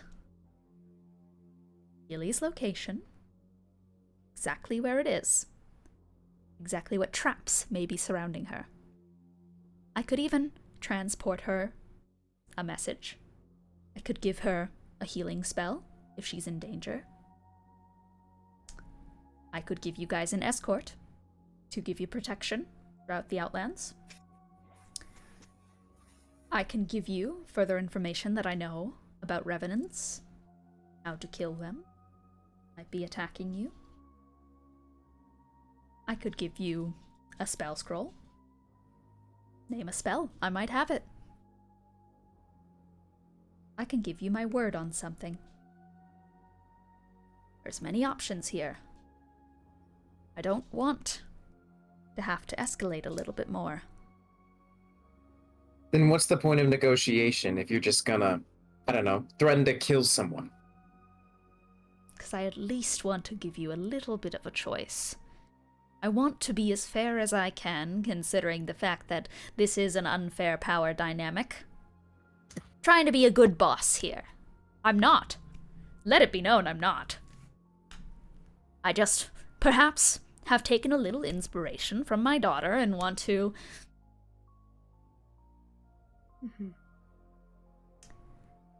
at least attempt to give you something a little more fair. I know things are so unfair right now, and I know that what I want from you guys, well, it could be a game changer. I'm sure that's what you're thinking. Yes, it could be. How badly do you want the memory thing? Badly. Then one favor for each of us. Minus Ryder, because Ryder's not in this.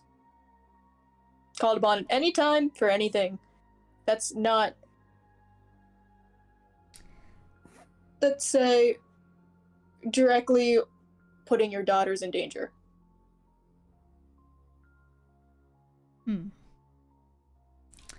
Okay. I like where this is going. I give you all a favor. Minus Ryder. But like I said before, if Ryder's pulling out, then I want to substitute someone in. Right. Lily the Noble's name is on the table.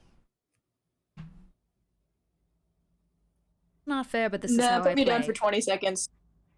You down for 20 seconds? Okay. Sharpay, 10 seconds. Okay. Eros, 20 seconds. Praveen, 10 seconds. 10 seconds. Lily's name is off the table. Ryder's name is off the table.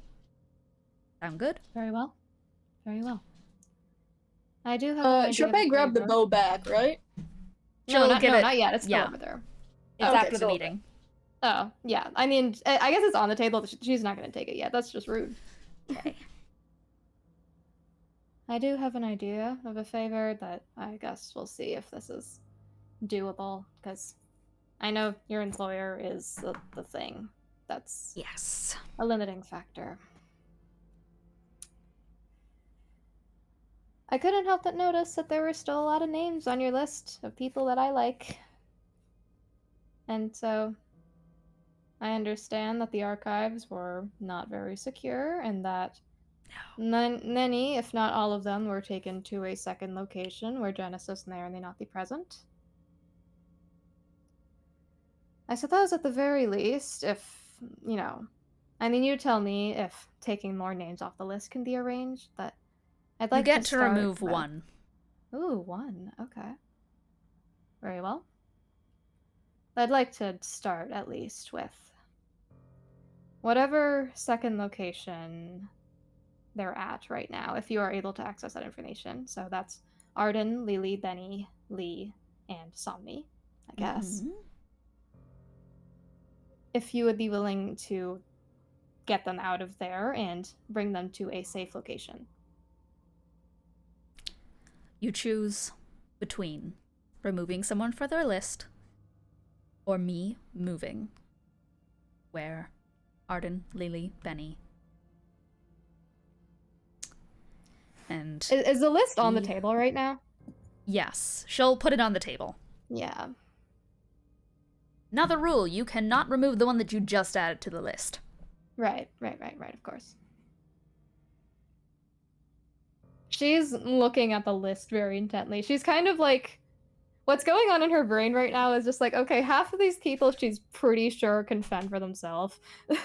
Like, I mean, Belgium survived the first time, but it was really fucked up against him, so like, she By the feels way, a little bad, but like... There are a bunch of names crossed off from this list.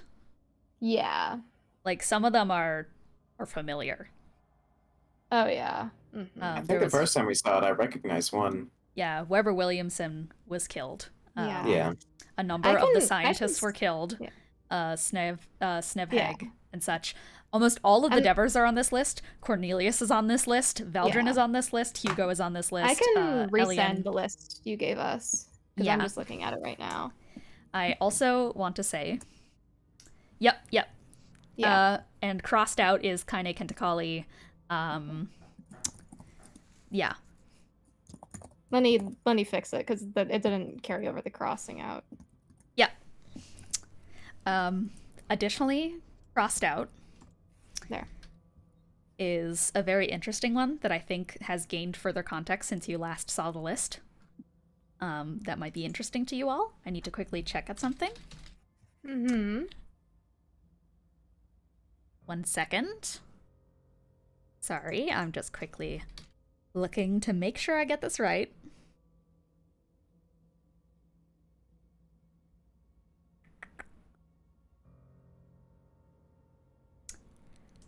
Leviticus V7 is crossed out. Right. Yeah. Sharpay looks over this list, and she just kind of sighs and does. I think you should move them. I don't want your daughter to be with Genesis, and I don't think you do either. In return for the 10 seconds of memory wiping from you, Yes. I will move my daughter. And? Oh, were you willing to also do Lily, Benny, Oh, Lee yes. Hassan, Yes. Fernandez? Okay. Yes. That's my favor to you. Wonderful. Good. And I guess Eros. I mean, safe location obviously means no Genesis, and somewhere where they aware. won't, like, a volcano. You know, yeah. Safe location. Wonderful. Arrows? I said can be decided upon at any point in time as long as it's not harmful to your daughter, so I'll pick mine and eventually. And as that long work? as it is not at harm to myself. To yourself. I can do that. Well, And my direct harm position- to yourself. Direct harm to Direct- yourself.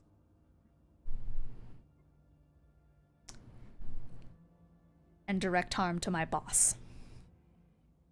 Who's your boss again? Points up. Ow, my eyes. Okay, yeah, sure. Word, it's a ceiling. Writes it down. No direct harm to Arden, Lilavati, Roxanne, and she just, she writes down a number of very strange symbols that you guys cannot read. Is that a favor to you? And she underlines it, hands over the pencils, or the pens, for you guys to sign. Doesn't Eros. Praveen get one too? Yep, Praveen gets one too. Well, She'll doesn't just... she get a favor? Oh, I thought it was yeah. a favor to each of us. Oh, yeah. She's actually... Roxanne has actually removed Praveen from this deal and has made it only you and Eros. Oh, well, fair enough. Yeah. Was that a favor to you, Eros? It's a favor that Eros can choose at any time that does not involve harm to okay. Arden, Lilavati, Roxanne, or Roxanne's boss. Okay, fair I will enough. say direct harm because Direct harm. that is Yep. important to Yeah. me and me only. Yep, direct harm is also... Yep, it is Okay. Huh. outlined and clarified. All right, do you guys sign? Interesting loophole. Yeah, sure. Yep. Perfect! This is wonderful. This is great. Very glad that we could reach these conclusions.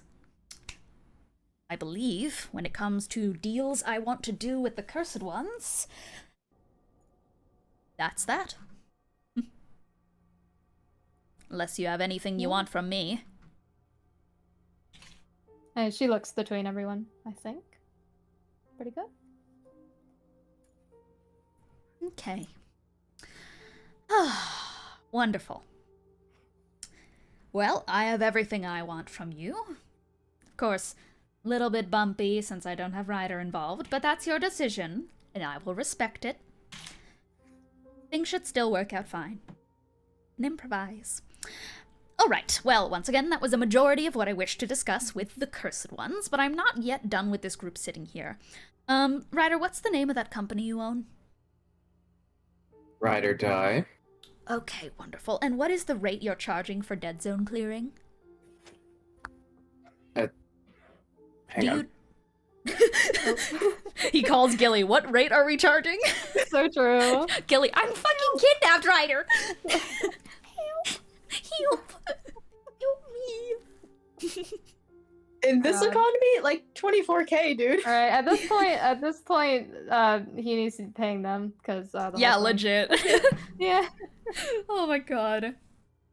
Oh no, dude, it's like a pyramid scheme. He makes the dead zones and then he gets paid to It clear literally them. is a pyramid Ryder scheme. accidentally made a pyramid scheme. It literally is. Did what?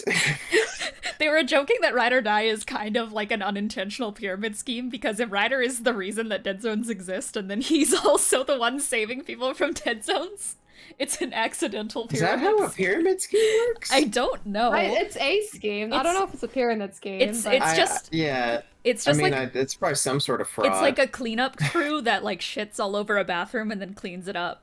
so To be true. fair, he didn't know. Yeah, exactly. He didn't Which is know. why It's it's an been a while since accidental. he's taken any jobs. Yeah, it's an accident. Yeah. Anyways, so yeah. Jobless. What is the rate that you're charging for dead zone clearing?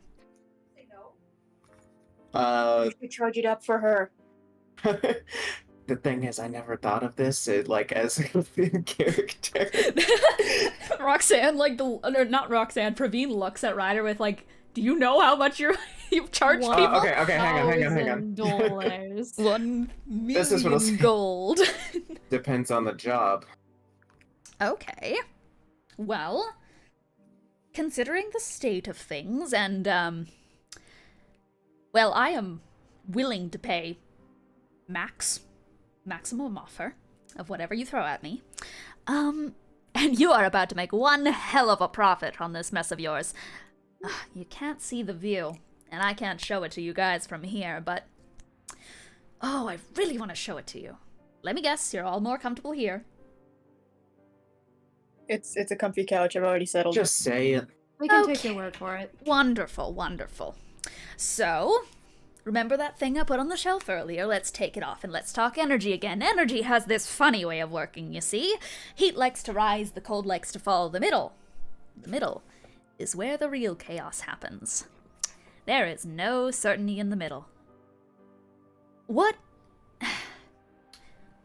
happens when the energy of this mass Pandora corrupted region is suddenly changed? What if it's trying to go back to normal, but it can't?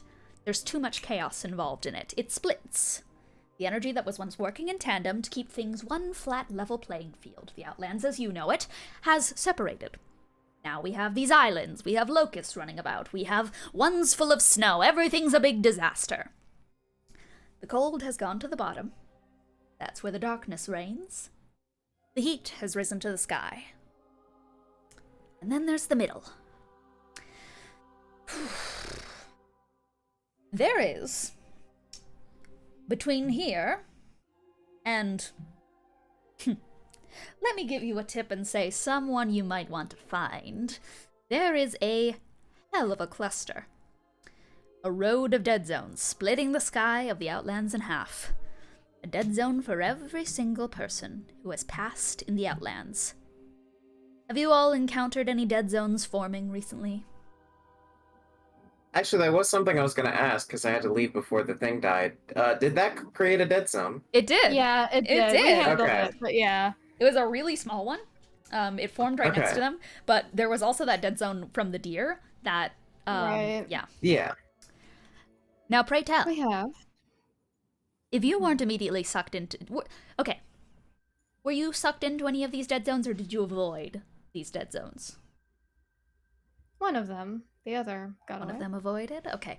Other one got away. Isn't that interesting? Isn't that interesting? Got away. Yeah.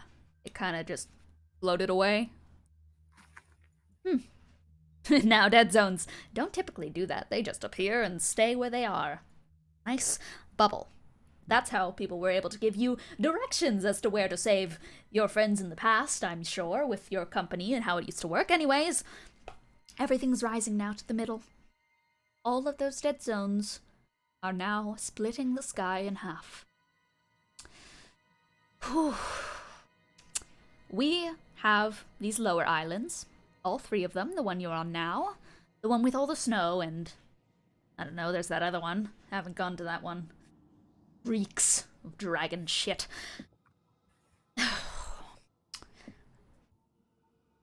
Yeah. We're on the lower islands, and hate to say it, but to get to that friend of yours, you have one hell of a road to cross.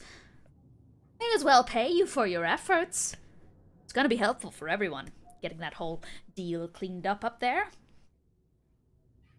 So, Sounds reasonable to me. you up for the challenge? You're not the one who runs the company. I'm talking to a business owner here. You're the specialist in dead zones. Are you willing to take on this specialized problem? Why do you want it cleared? It's ugly, quite frankly. Can I roll to see if insight? Yeah. I have to roll either deception or persuasion based on if I am lying or telling the truth. I don't think my insight is great. Actually, it's pretty good. Oh, I can't. Nice. All right. I got a 23 on insight. 23? She's holding back further information. She's not lying that she thinks it's ugly as hell, but I can tell there's more to it. there's more to it. You need to tell me the whole story if you want me to even think for a second that I'm going to assist you in some way. It's blocking my vision. Like I said, I can see anything under the sun. I'm gonna roll insight to see if that's the rest of it. I want to see a little bit lower. Sharpay doesn't roll insight. She's just like, oh, it makes sense to me. I like keeping tabs on people. This is You why I think- don't use online dice. What the hell, man? You think money will motivate me to allow you to spy on people? You're gonna have to get to your friend one way or another, aren't you? I suppose. 16? But sure, there's ways around it. Oh, you are naive, my friend, to think that life is fair, and that you can always just find a magical mystery cure that will get you right through every problem without perhaps having a couple of downsides. Well, it sure feels a lot better than helping someone like you. Fair. Then I don't need to give you your money. Let's just consider it a tip then. You know? That there's a little blanket of dead zones. You're going to have one hell of a road to cross. You're probably gonna need a little bit of help to get past it. Oh, and things do get more interesting too. Allow me to keep giving you tips while I'm at this. May as well. We're not working together in a business relationship, but I do like to give advice to people. Consider this to be the commission information. Have any of you been in a dead zone recently? Yeah. Yeah. Yeah, there was that weird Actually. one.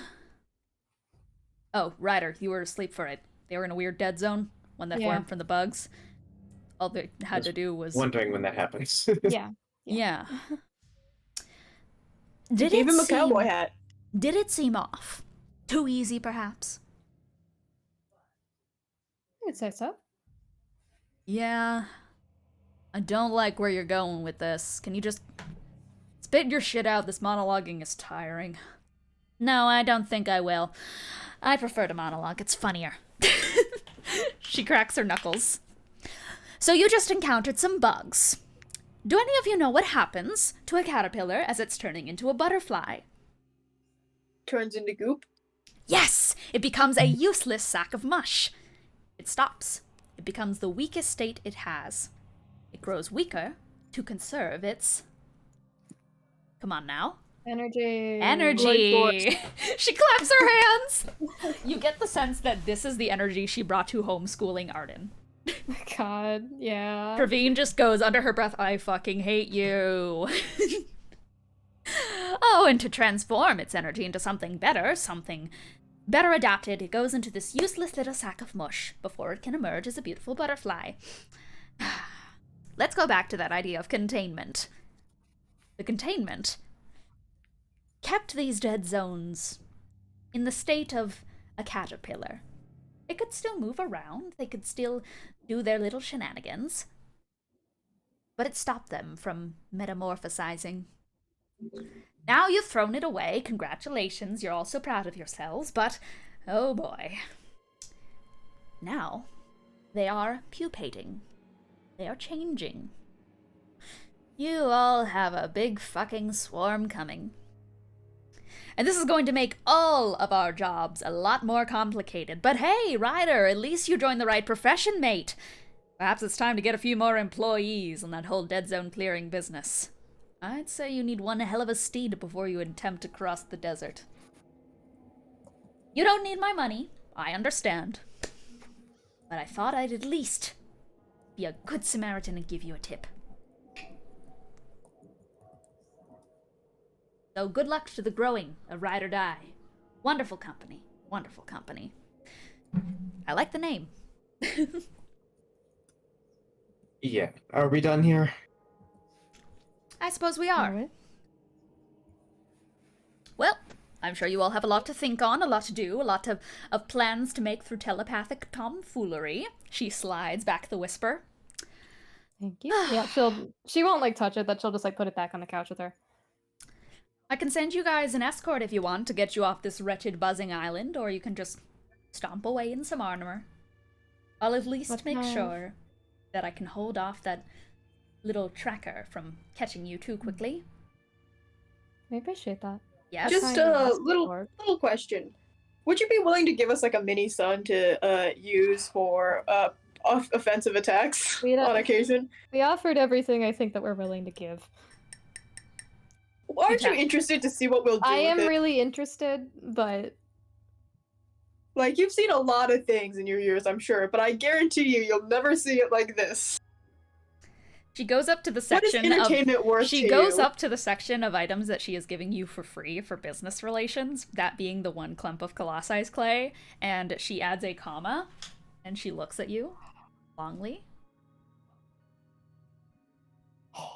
One portable sun.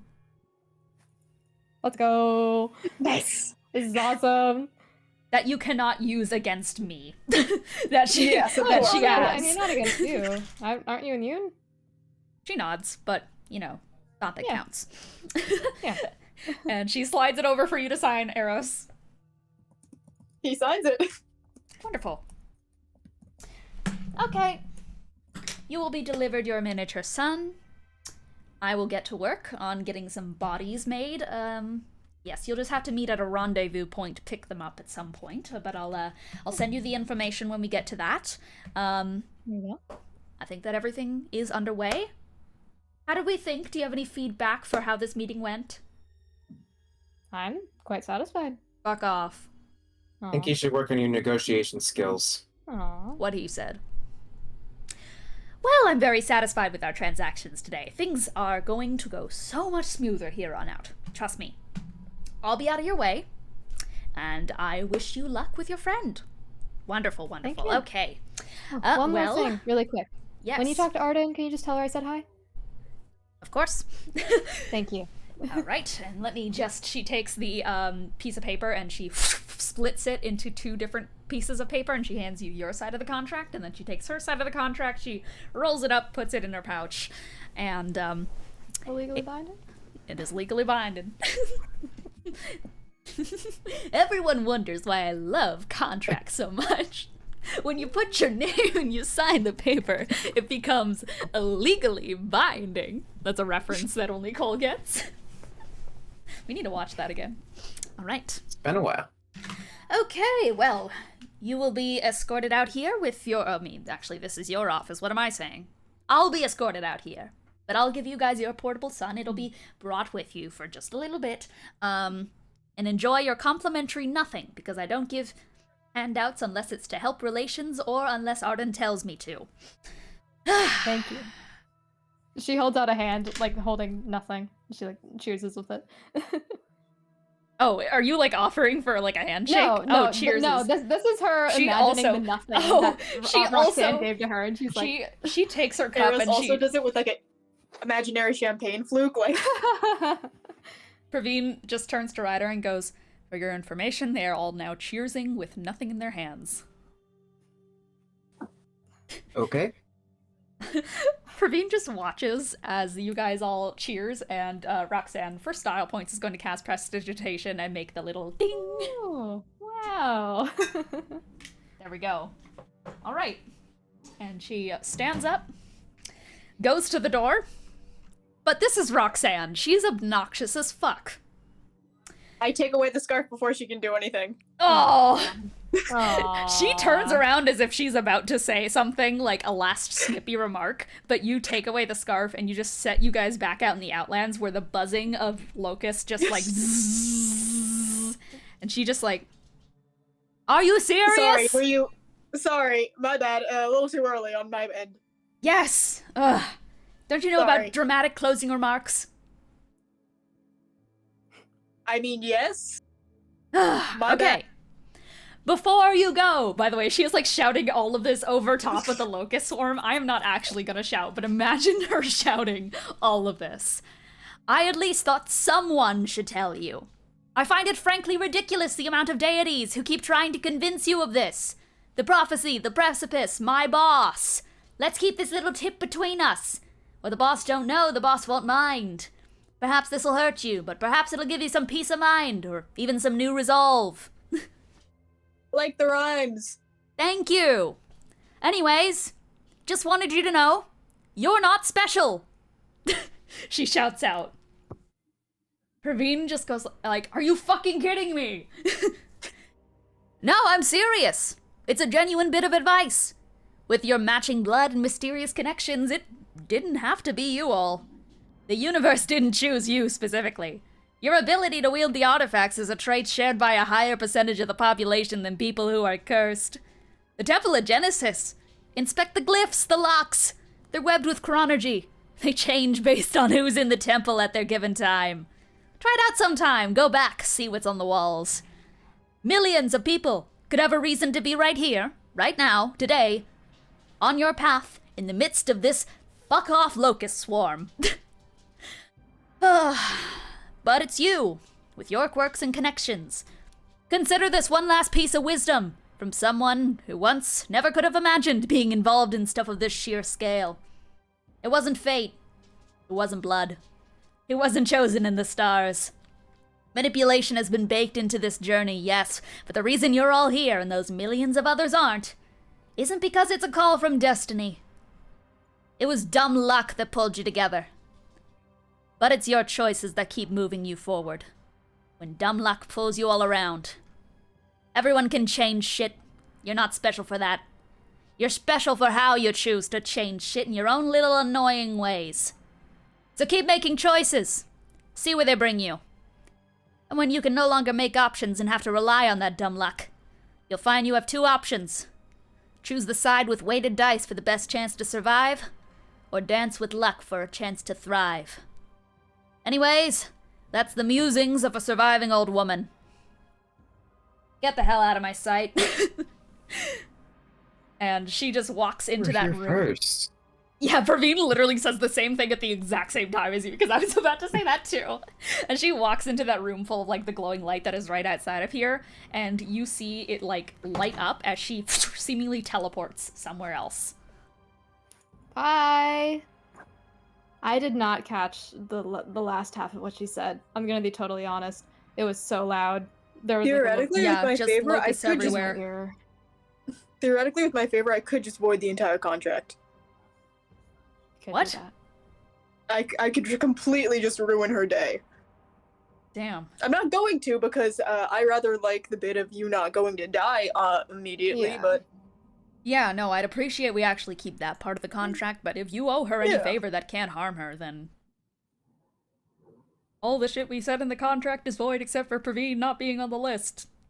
I suppose you could do that. Yeah. You're only Yeah, That's how supposed this to be- works. You're supposed to be dead by the end of the year, so if it's after the end of the year, then That's true, you could void the contract right at the end of the year. What day is it? Are we close to the end of the year? we are I close. don't have a watch. I don't Yeah. know what day it is. I don't know how long it's been, but it's close. Isn't your wedding soon? Yeah, you know Why the what? fuck are we here? Because we're busy. We also Everything's have to falling get- apart. Sorry, saving We have to get saving Gilly. Gilly. Saving Gilly. Sorry, Ryder. Out of character, I actually do have to go eat dinner, so Okay. I have to leave. Ryder just like sits down. Is Ryder just like What's- following the party now at this point? Or what's he doing? I guess so. There's a lot of stuff I would like to say and things, but I don't have the time, so Like, we have to go in half an hour, so we should that's probably the wrap. unfortunate part. Yeah. Next session, next Yeah. session, next session. Yeah. There'll be a moment for you guys to talk about this stuff. So keep that in your head, write it down if you want to. But take care. Yeah. I mean, it's more like next steps, which, obviously I can't stop the whole thing, but I gotta go. So. Okay. Bye. All right, Take care. bye-bye. Okay. Congrats on the negotiations with Praveen. Or not Praveen, Roxanne. Roxanne. You guys kind of get like suited back up into your armor. And surely enough, outside of that kind of glowing spectral sphere, it opens up again. And a star spawn steps out,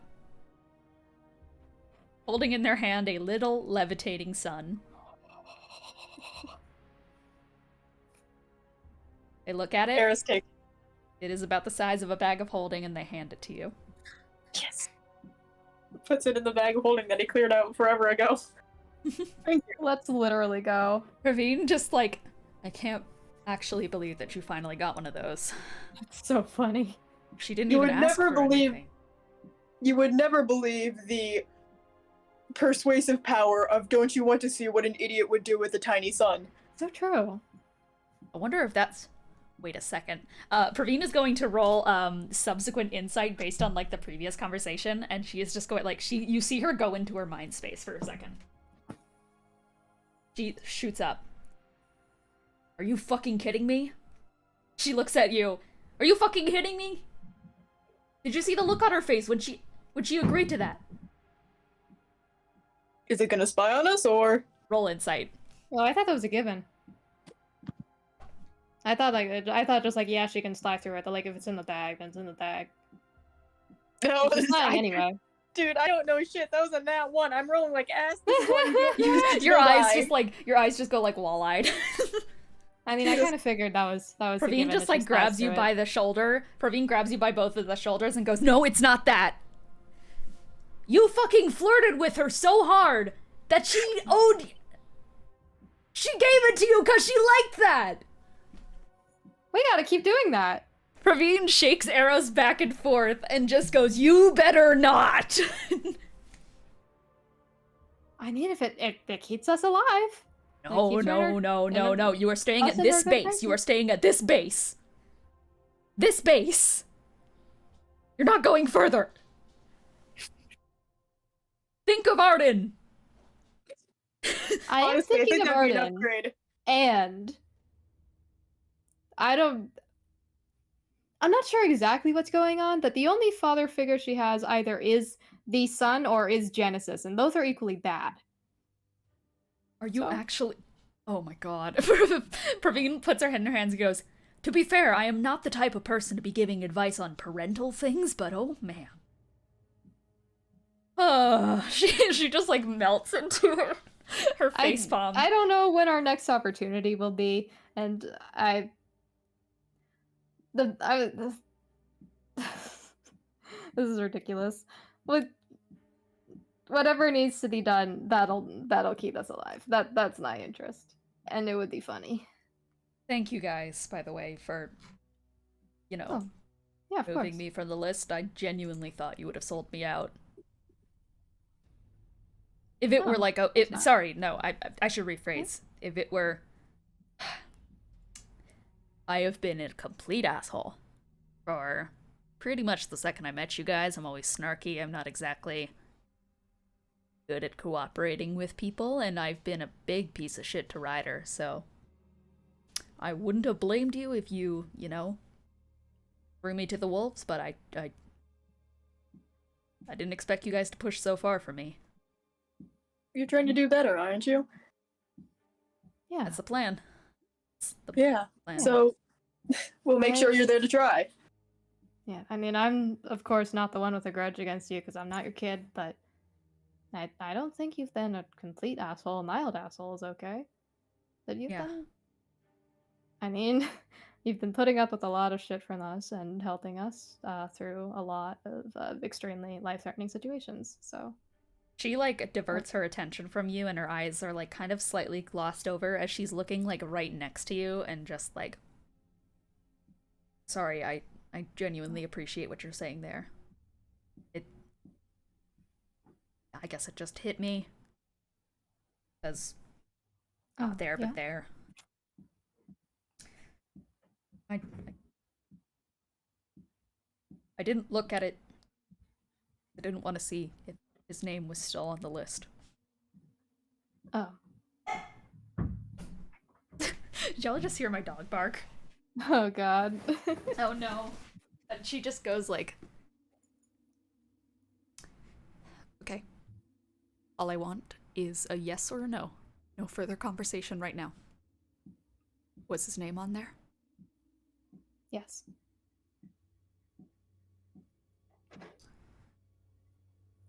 You guys mind if I just stand to the side for a second? Yeah, of course. Eris offers a hug. He doesn't think she'll take it, but he offers it. She actually looks at you for a second, and I gotta check on my dog in a second, but she looks and sees your arms open.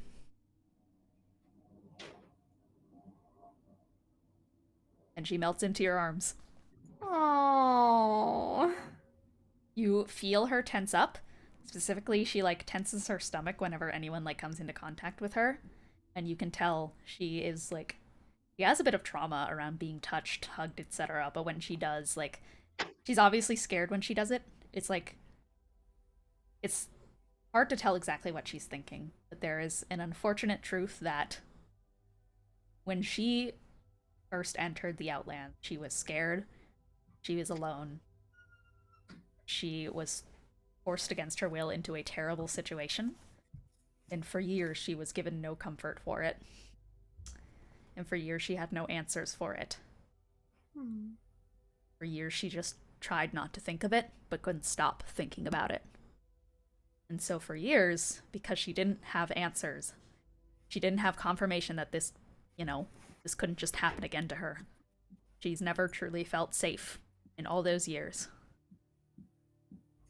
The fact that you guys removed her from that list, she feels protected, and not that she has to protect other people.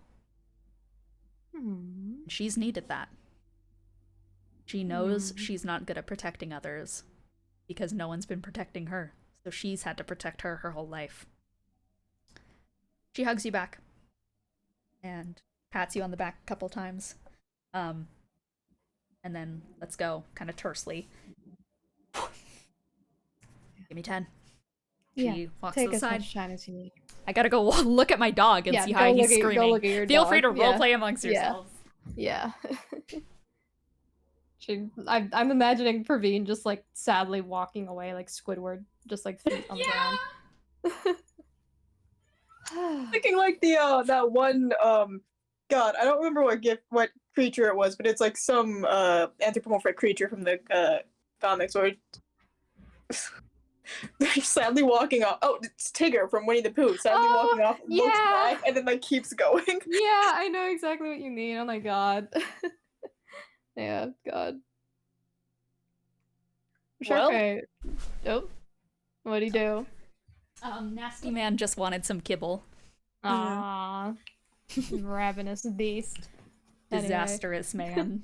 Sharpay watches Praveen go for a bit, and once she's like mostly out of earshot because of all the locusts and everything, she looks at Eros and goes, "You should fuck Roxanne."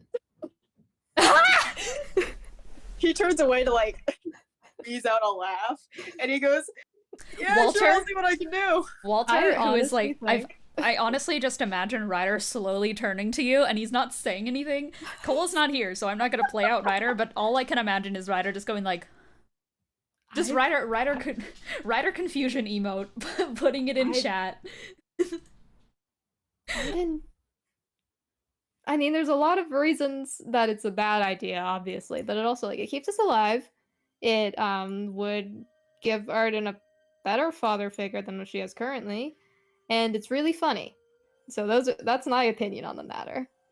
And I mean, her relationship with her employer doesn't seem ideal.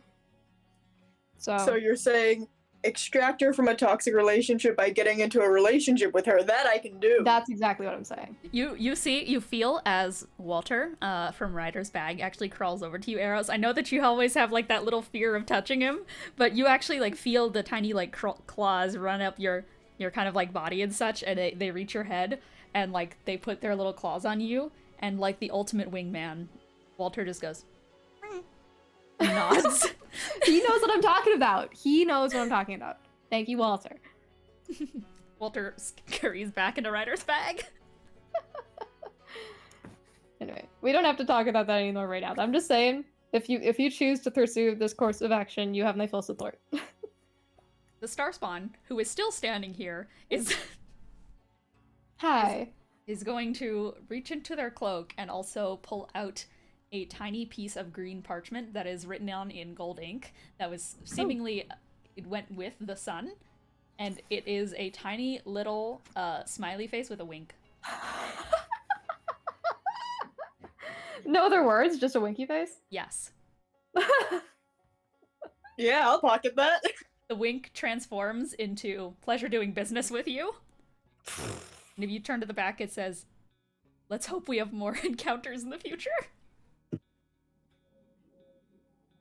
Okay, well, I think you're too far into this now. I think you have to keep going. No Yeah, I think I hunter have arrows. to keep going. Oh no. Oh my god. On arrows, your arrows. I did say at the beginning, I'm Yes. Arrow, he's not. We win. We win. This is so We real. win these. This Tactical, is so real. Tactical Tactical sexual attraction. motherfucking. So true. So that's gonna be my fucking What else nickname. is the point of a bard? So true. What's their ship name? Roxanne. Rox. A rock. A rock. A rock. It's a rock. It's a rock. Dwayne the Rock. Dwayne. Their ship name is Dwayne. So true. Dwayne. All right. All right. Oh my god. Right. Anyway, what's up, Starspawn? A Starspawn is just not hovering, actually. Most Starspawn tend to hover. This one is not. They are just kind of on the ground, completely cloaked in like that white kind of hooded figure with the porcelain face mask. And a little peak of like kind of this like black hair. It's a little bit curly. It's a little bit curlier than the texture of my hair. My hair is normally a bit curlier. And it's just barely peeking over the top of the mask. They have their like maroon gloved hands together, and they're just looking. They're quite frankly just observing you two. So, well, I guess we need to wait for Praveen to come back. Then I Yeah. assume we'll be Praveen fine. I'm gonna wanders do- back. Oh, okay. Oh, it's not done. You okay? Can I roll persuasion to try to get the Starspawn to trade me his gloves for cowboy gloves? Roll persuasion. Okay.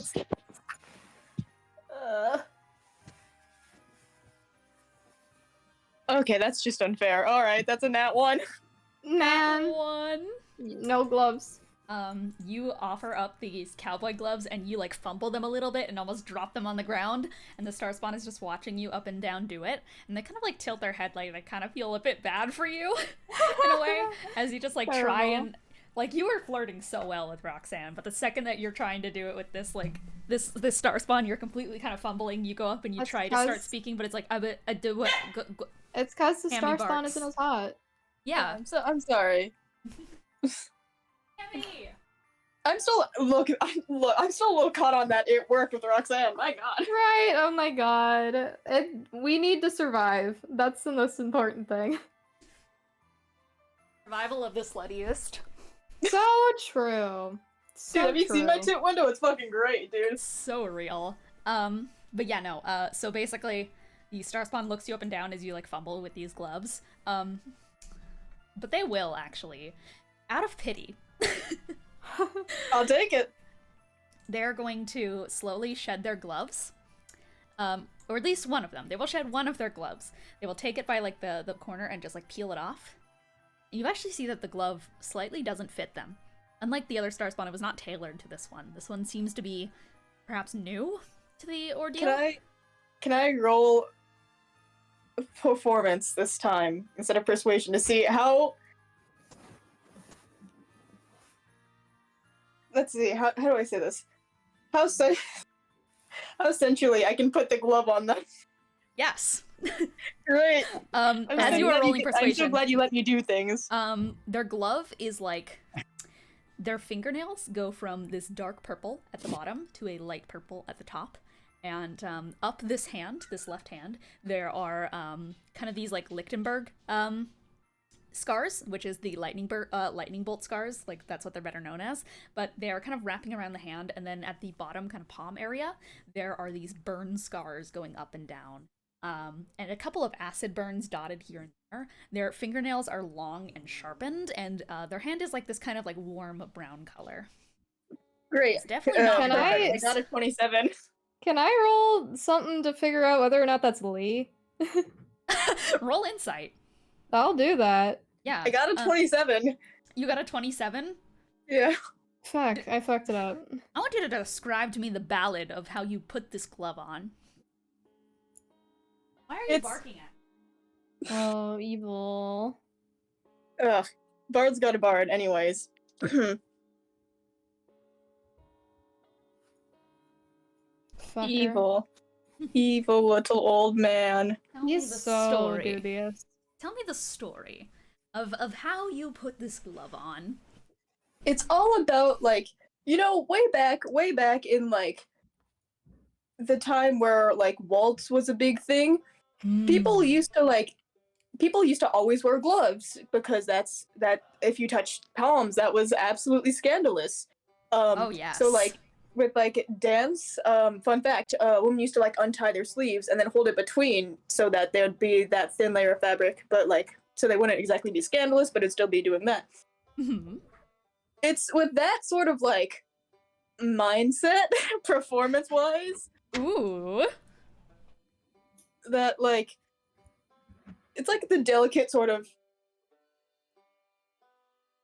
it's just delicate and like almost reverent in a way that like this is something that almost feels not allowed Oh, yes. because of its intimacy. Oh, yes. Oh, yes. God damn.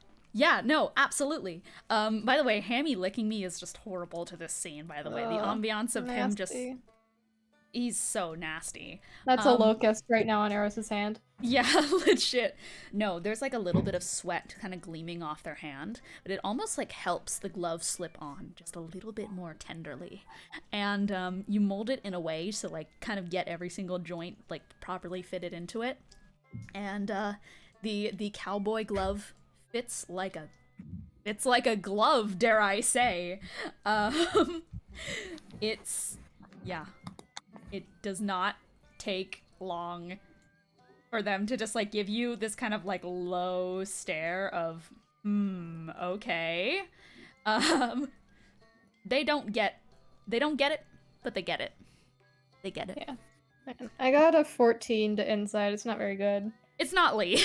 Okay, that's all I really care about. That she's It like, ain't Lee. okay, no. Yeah. Okay. Yummy, can you Yeah. stop licking me, actually? All right, No. let's get going, guys. All right. All right. Vamonos. Praveen is just going to, like, pause everyone and just go, where are we going? Like, genuinely, Where are we going? Where are we going? That Ryder said he had an idea. I don't. Everyone turns to Ryder, who is just like, he's rebooting. Yeah. Aren't we trying to go to the dead zone place where presumably Gilly is? Ugh. Yeah, that was the plan. I guess the thing is, do we have a way up there? We're being escorted somewhere. I'm not sure what the nature of the escort is. I think it was to the edge of this island.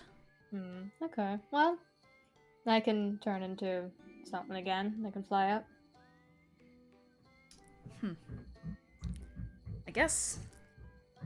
Yeah. They did also say that we might need a steed for it. I don't know what she meant by that. Maybe so. Maybe she's like calling a phantom steed for us. I don't know. Maybe. Is she calling a phantom steed for us? Can you talk? Praveen, like, waves her hand in front of the star spawn. The star spawn just looks at the hand, like, behind that porcelain mask, and does not say anything. This one's weird.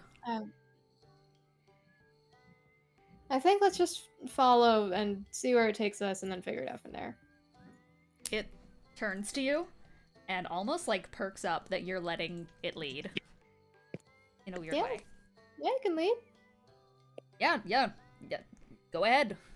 Are we doing this? Yeah, sure. Yeah. I mean, I don't want to be on the Bug Island anymore, and it seems to know where to go. Okay. You guys begin to follow the footsteps of this star swan, with their long cape kind of flowing behind them, and they're kind of like readjusting and adjusting that new cowboy glove that has been decadently placed upon their hands. They don't say a word, but they just kind of start walking forwards, and almost like out of a burst of energy, they start breaking into a sprint. Whoa! Like, they kind of like keep this radius of locus around you guys, but they seem like very kind of bouncy and excited to be taking the lead here, and just break out into a sprint like right in front of you guys, and basically just like expect you guys to keep up. Okay, damn. Raveen's like, okay, slow down. Damn. Are you guys following along? Yeah, fuck, man. Okay. I would like you all, just for flavor, to roll me acrobatics, everyone. Ooh. Oh. That's a 16. 16. Okay, acrobatics. Acrobatics. Acrobatics. See, you have like this perfect pink glow on you right now. It's so I do. Sharpay. It's so Yeah. Sharpay. The curtains are red. All right. Let me the ambiance a bit. It's not playing on stream.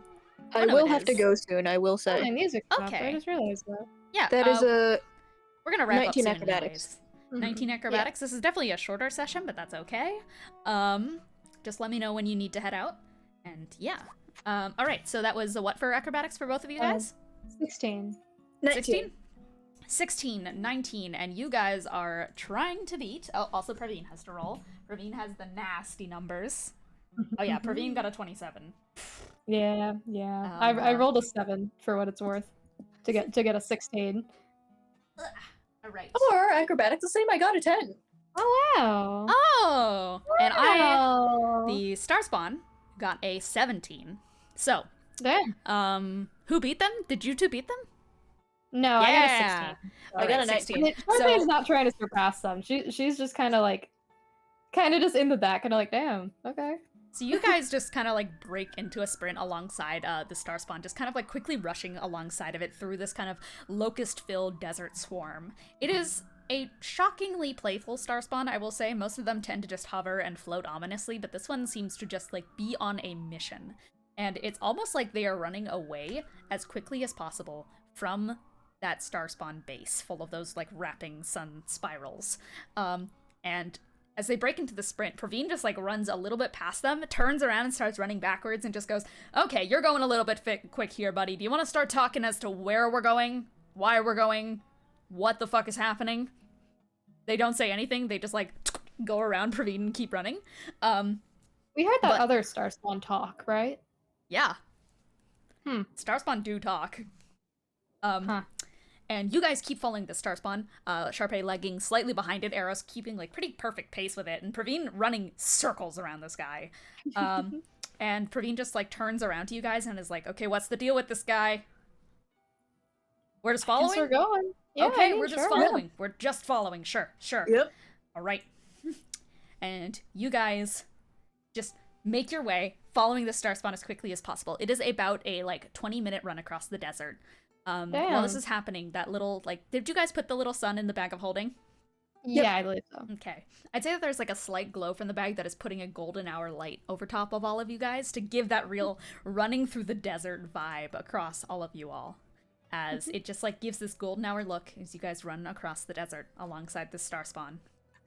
If you were to look down, you'd see that they leave draconic footsteps with every single step. It's not long before you all reach the edge of the island. They take the locusts and, for the first time in a while, part them around you all. But it's not with Starspawn magic. It is definitely not with Starspawn magic. You've seen the way that feels. It feels like gravitational pull. They don't have a gravitational pull.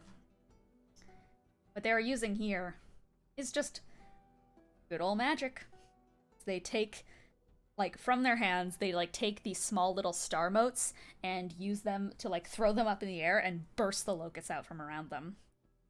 And they take their finger and they point it towards an island not too far from here. They take the cowboy finger glove and point it to that island. And are just going to turn to you all with this, like, nod. Do you want to see where they're pointing? Yeah. Yeah, where are they pointing? Alright. This island appears to be caged. It's surrounded in bones of earth that shoot up and surround it like a bird cage. From within, it's a hollow piece of desert rock. Holes go deep into the surface. Every few moments, these holes erupt into color of heat, acid, thunder. As thin, slender bodies drag themselves through every crevasse, the island is stuffed with dragons. The dirt has taken the texture of their scales. Some fly and reach their necks out from the cage, but they quickly retreat inwards to the caves once more. As you approach, the sounds grow louder. The desperate flap of wings, thick, trilling roars, snarls, and cracks of thunder and lightning. Cries echo from the caged land. The shrieks of wyverns is domineering, especially as they circle the exterior of the island. It's a disaster. They snap their wretched, stark white and dagger-sharp teeth at the dragons that dare stick their head from the bars, like wardens of a grand prison. But try as you might to scan for a familiar wyvern, she does not appear to be in the perimeter. But that doesn't mean there aren't dragons that may be recognized. Sharpay, you see Firecracker. My bitch! My fucking dragon! The snake-bodied dragon with tufts of flame-colored feathers jut out like plumes of fireworks. Their glowing radiant eyes are sunken as their jaw snaps back at one of the wyverns that tries to place it back in its cage. Their teeth clamp sharp around the wyvern's wings. Before, like a pack of starved animals upon a freshly slain corpse, 5 wyverns descend with their own gnashing teeth to bite and nip until the dragons retreat. This is the island of dragons that they point to. Okay. Where all the dragons are being pointed. And this Starspawn, this individual, is going to start reaching into their pocket and rummaging through it. Nobody else notices that right there. That she points to Firecracker, like, what the? That's my. Well, she's not my dragon. I know her. That's Firecracker. Oh my god, we gotta fucking get him out of there. All right. And they're going to write down on this piece of paper and are going to just immediately turn around to Praveen and hand it to Praveen. And Praveen goes, "The fuck?" and looks down at it.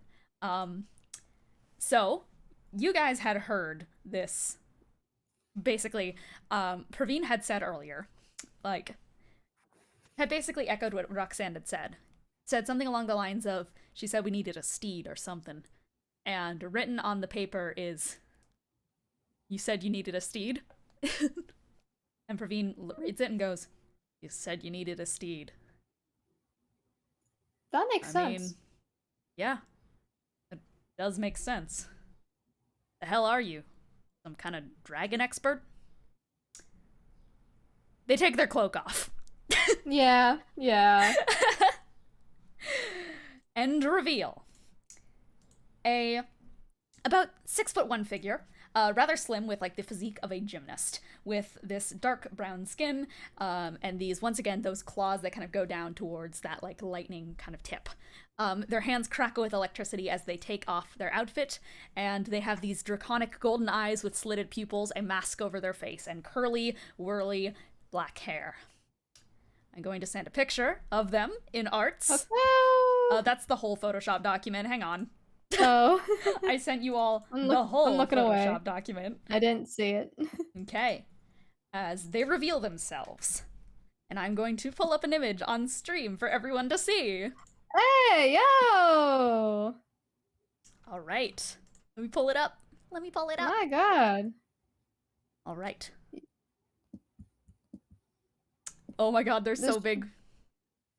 The short face just like, you are not a star spawn. I don't know why she let you do that. Huh.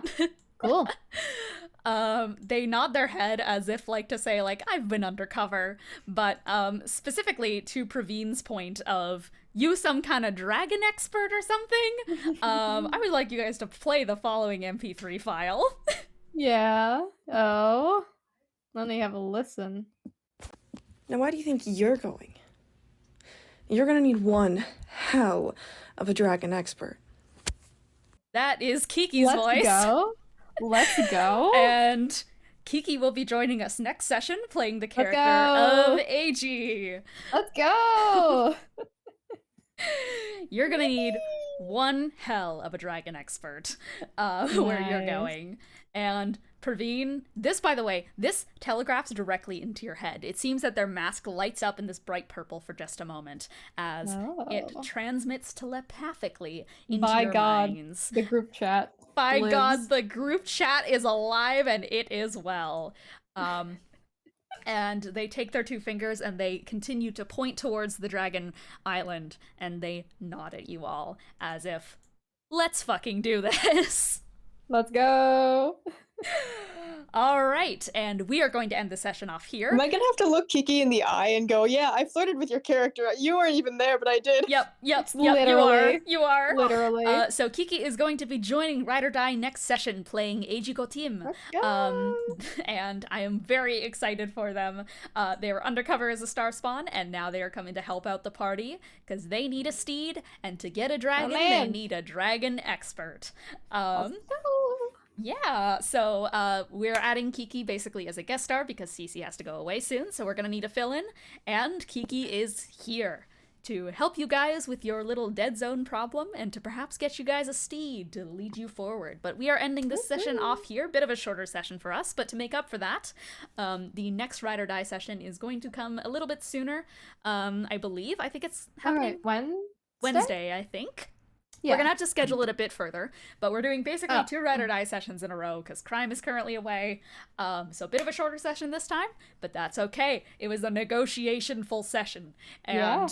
y'all hyped for Kiki? I'm hyped for Yes, Kiki. I'm hyped for Hell Kiki. Yeah. Shout out to Ro for flirting accidentally with Kiki's character. Literally. All right. Yeah. I'm gonna tell them about the glove thing, and they're gonna look me in the eye and go, "Oh, I fucking hate you," and I'm gonna go, "Thanks, love you too." Thank you so much, Kiki, for providing that little soundbite if you are watching. I really appreciate it, and it helps me to not like step on the toes of your character introduction. Kiki can't be here today, but they will be here next time. And for now, let's go through some closing remarks. Wee! Cece, closing remarks. Art of the deal, baby. I'm pretty proud of us for not completely fucking that up. I'm sure there will be consequences, but like, goddamn, All right. pretty good deal. Oh, man. And Ro, closing remarks, 'cause I know you gotta go. Man, sometimes, God, I was very goofy this session. Yes. That's okay. Good.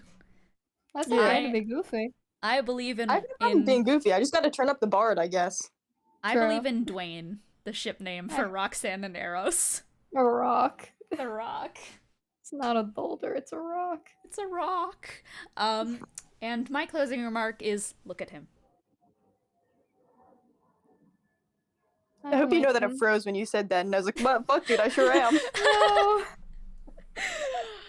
Tune in next time for another session of Funny Silly Ride or Die. This Tuesday, which is in a couple of days, I am going to be on... I never actually made the announcement on Cursed Ones, but I am officially in a campaign called Apex and Aberrations. It is on YouTube under the name of Pigeon underscore K-E-R, Pigeon Care. I am playing as a player in it. I am probably going to put the link to the YouTube video, VOD of it in chat, but... if you join the Cursed Ones Discord server, then you can also see announcements for when I'm going to be in Apex and Aberrations. It's a super cool campaign based off of the Titanfall universe, run by Kyra, the amazing Dungeon Master, and played with a bunch of really cool people. I've been kind of teasing it for the last couple of sessions, but it's officially started. Episode 1 is out on YouTube under Apex and Aberrations. Episode 1, Gang Up. Or Squad Up, I believe is what it's called. So... check that out if you want to see me be a D&D player. And yeah, thank you guys for this session. It was short, but it was fun. It was mighty. We love roleplay sessions. So We do. Everyone take care. Have a safe flight row. I think that's what you're doing. Yep. Yeah. Yeah, and see you guys next time. Bye. Bye.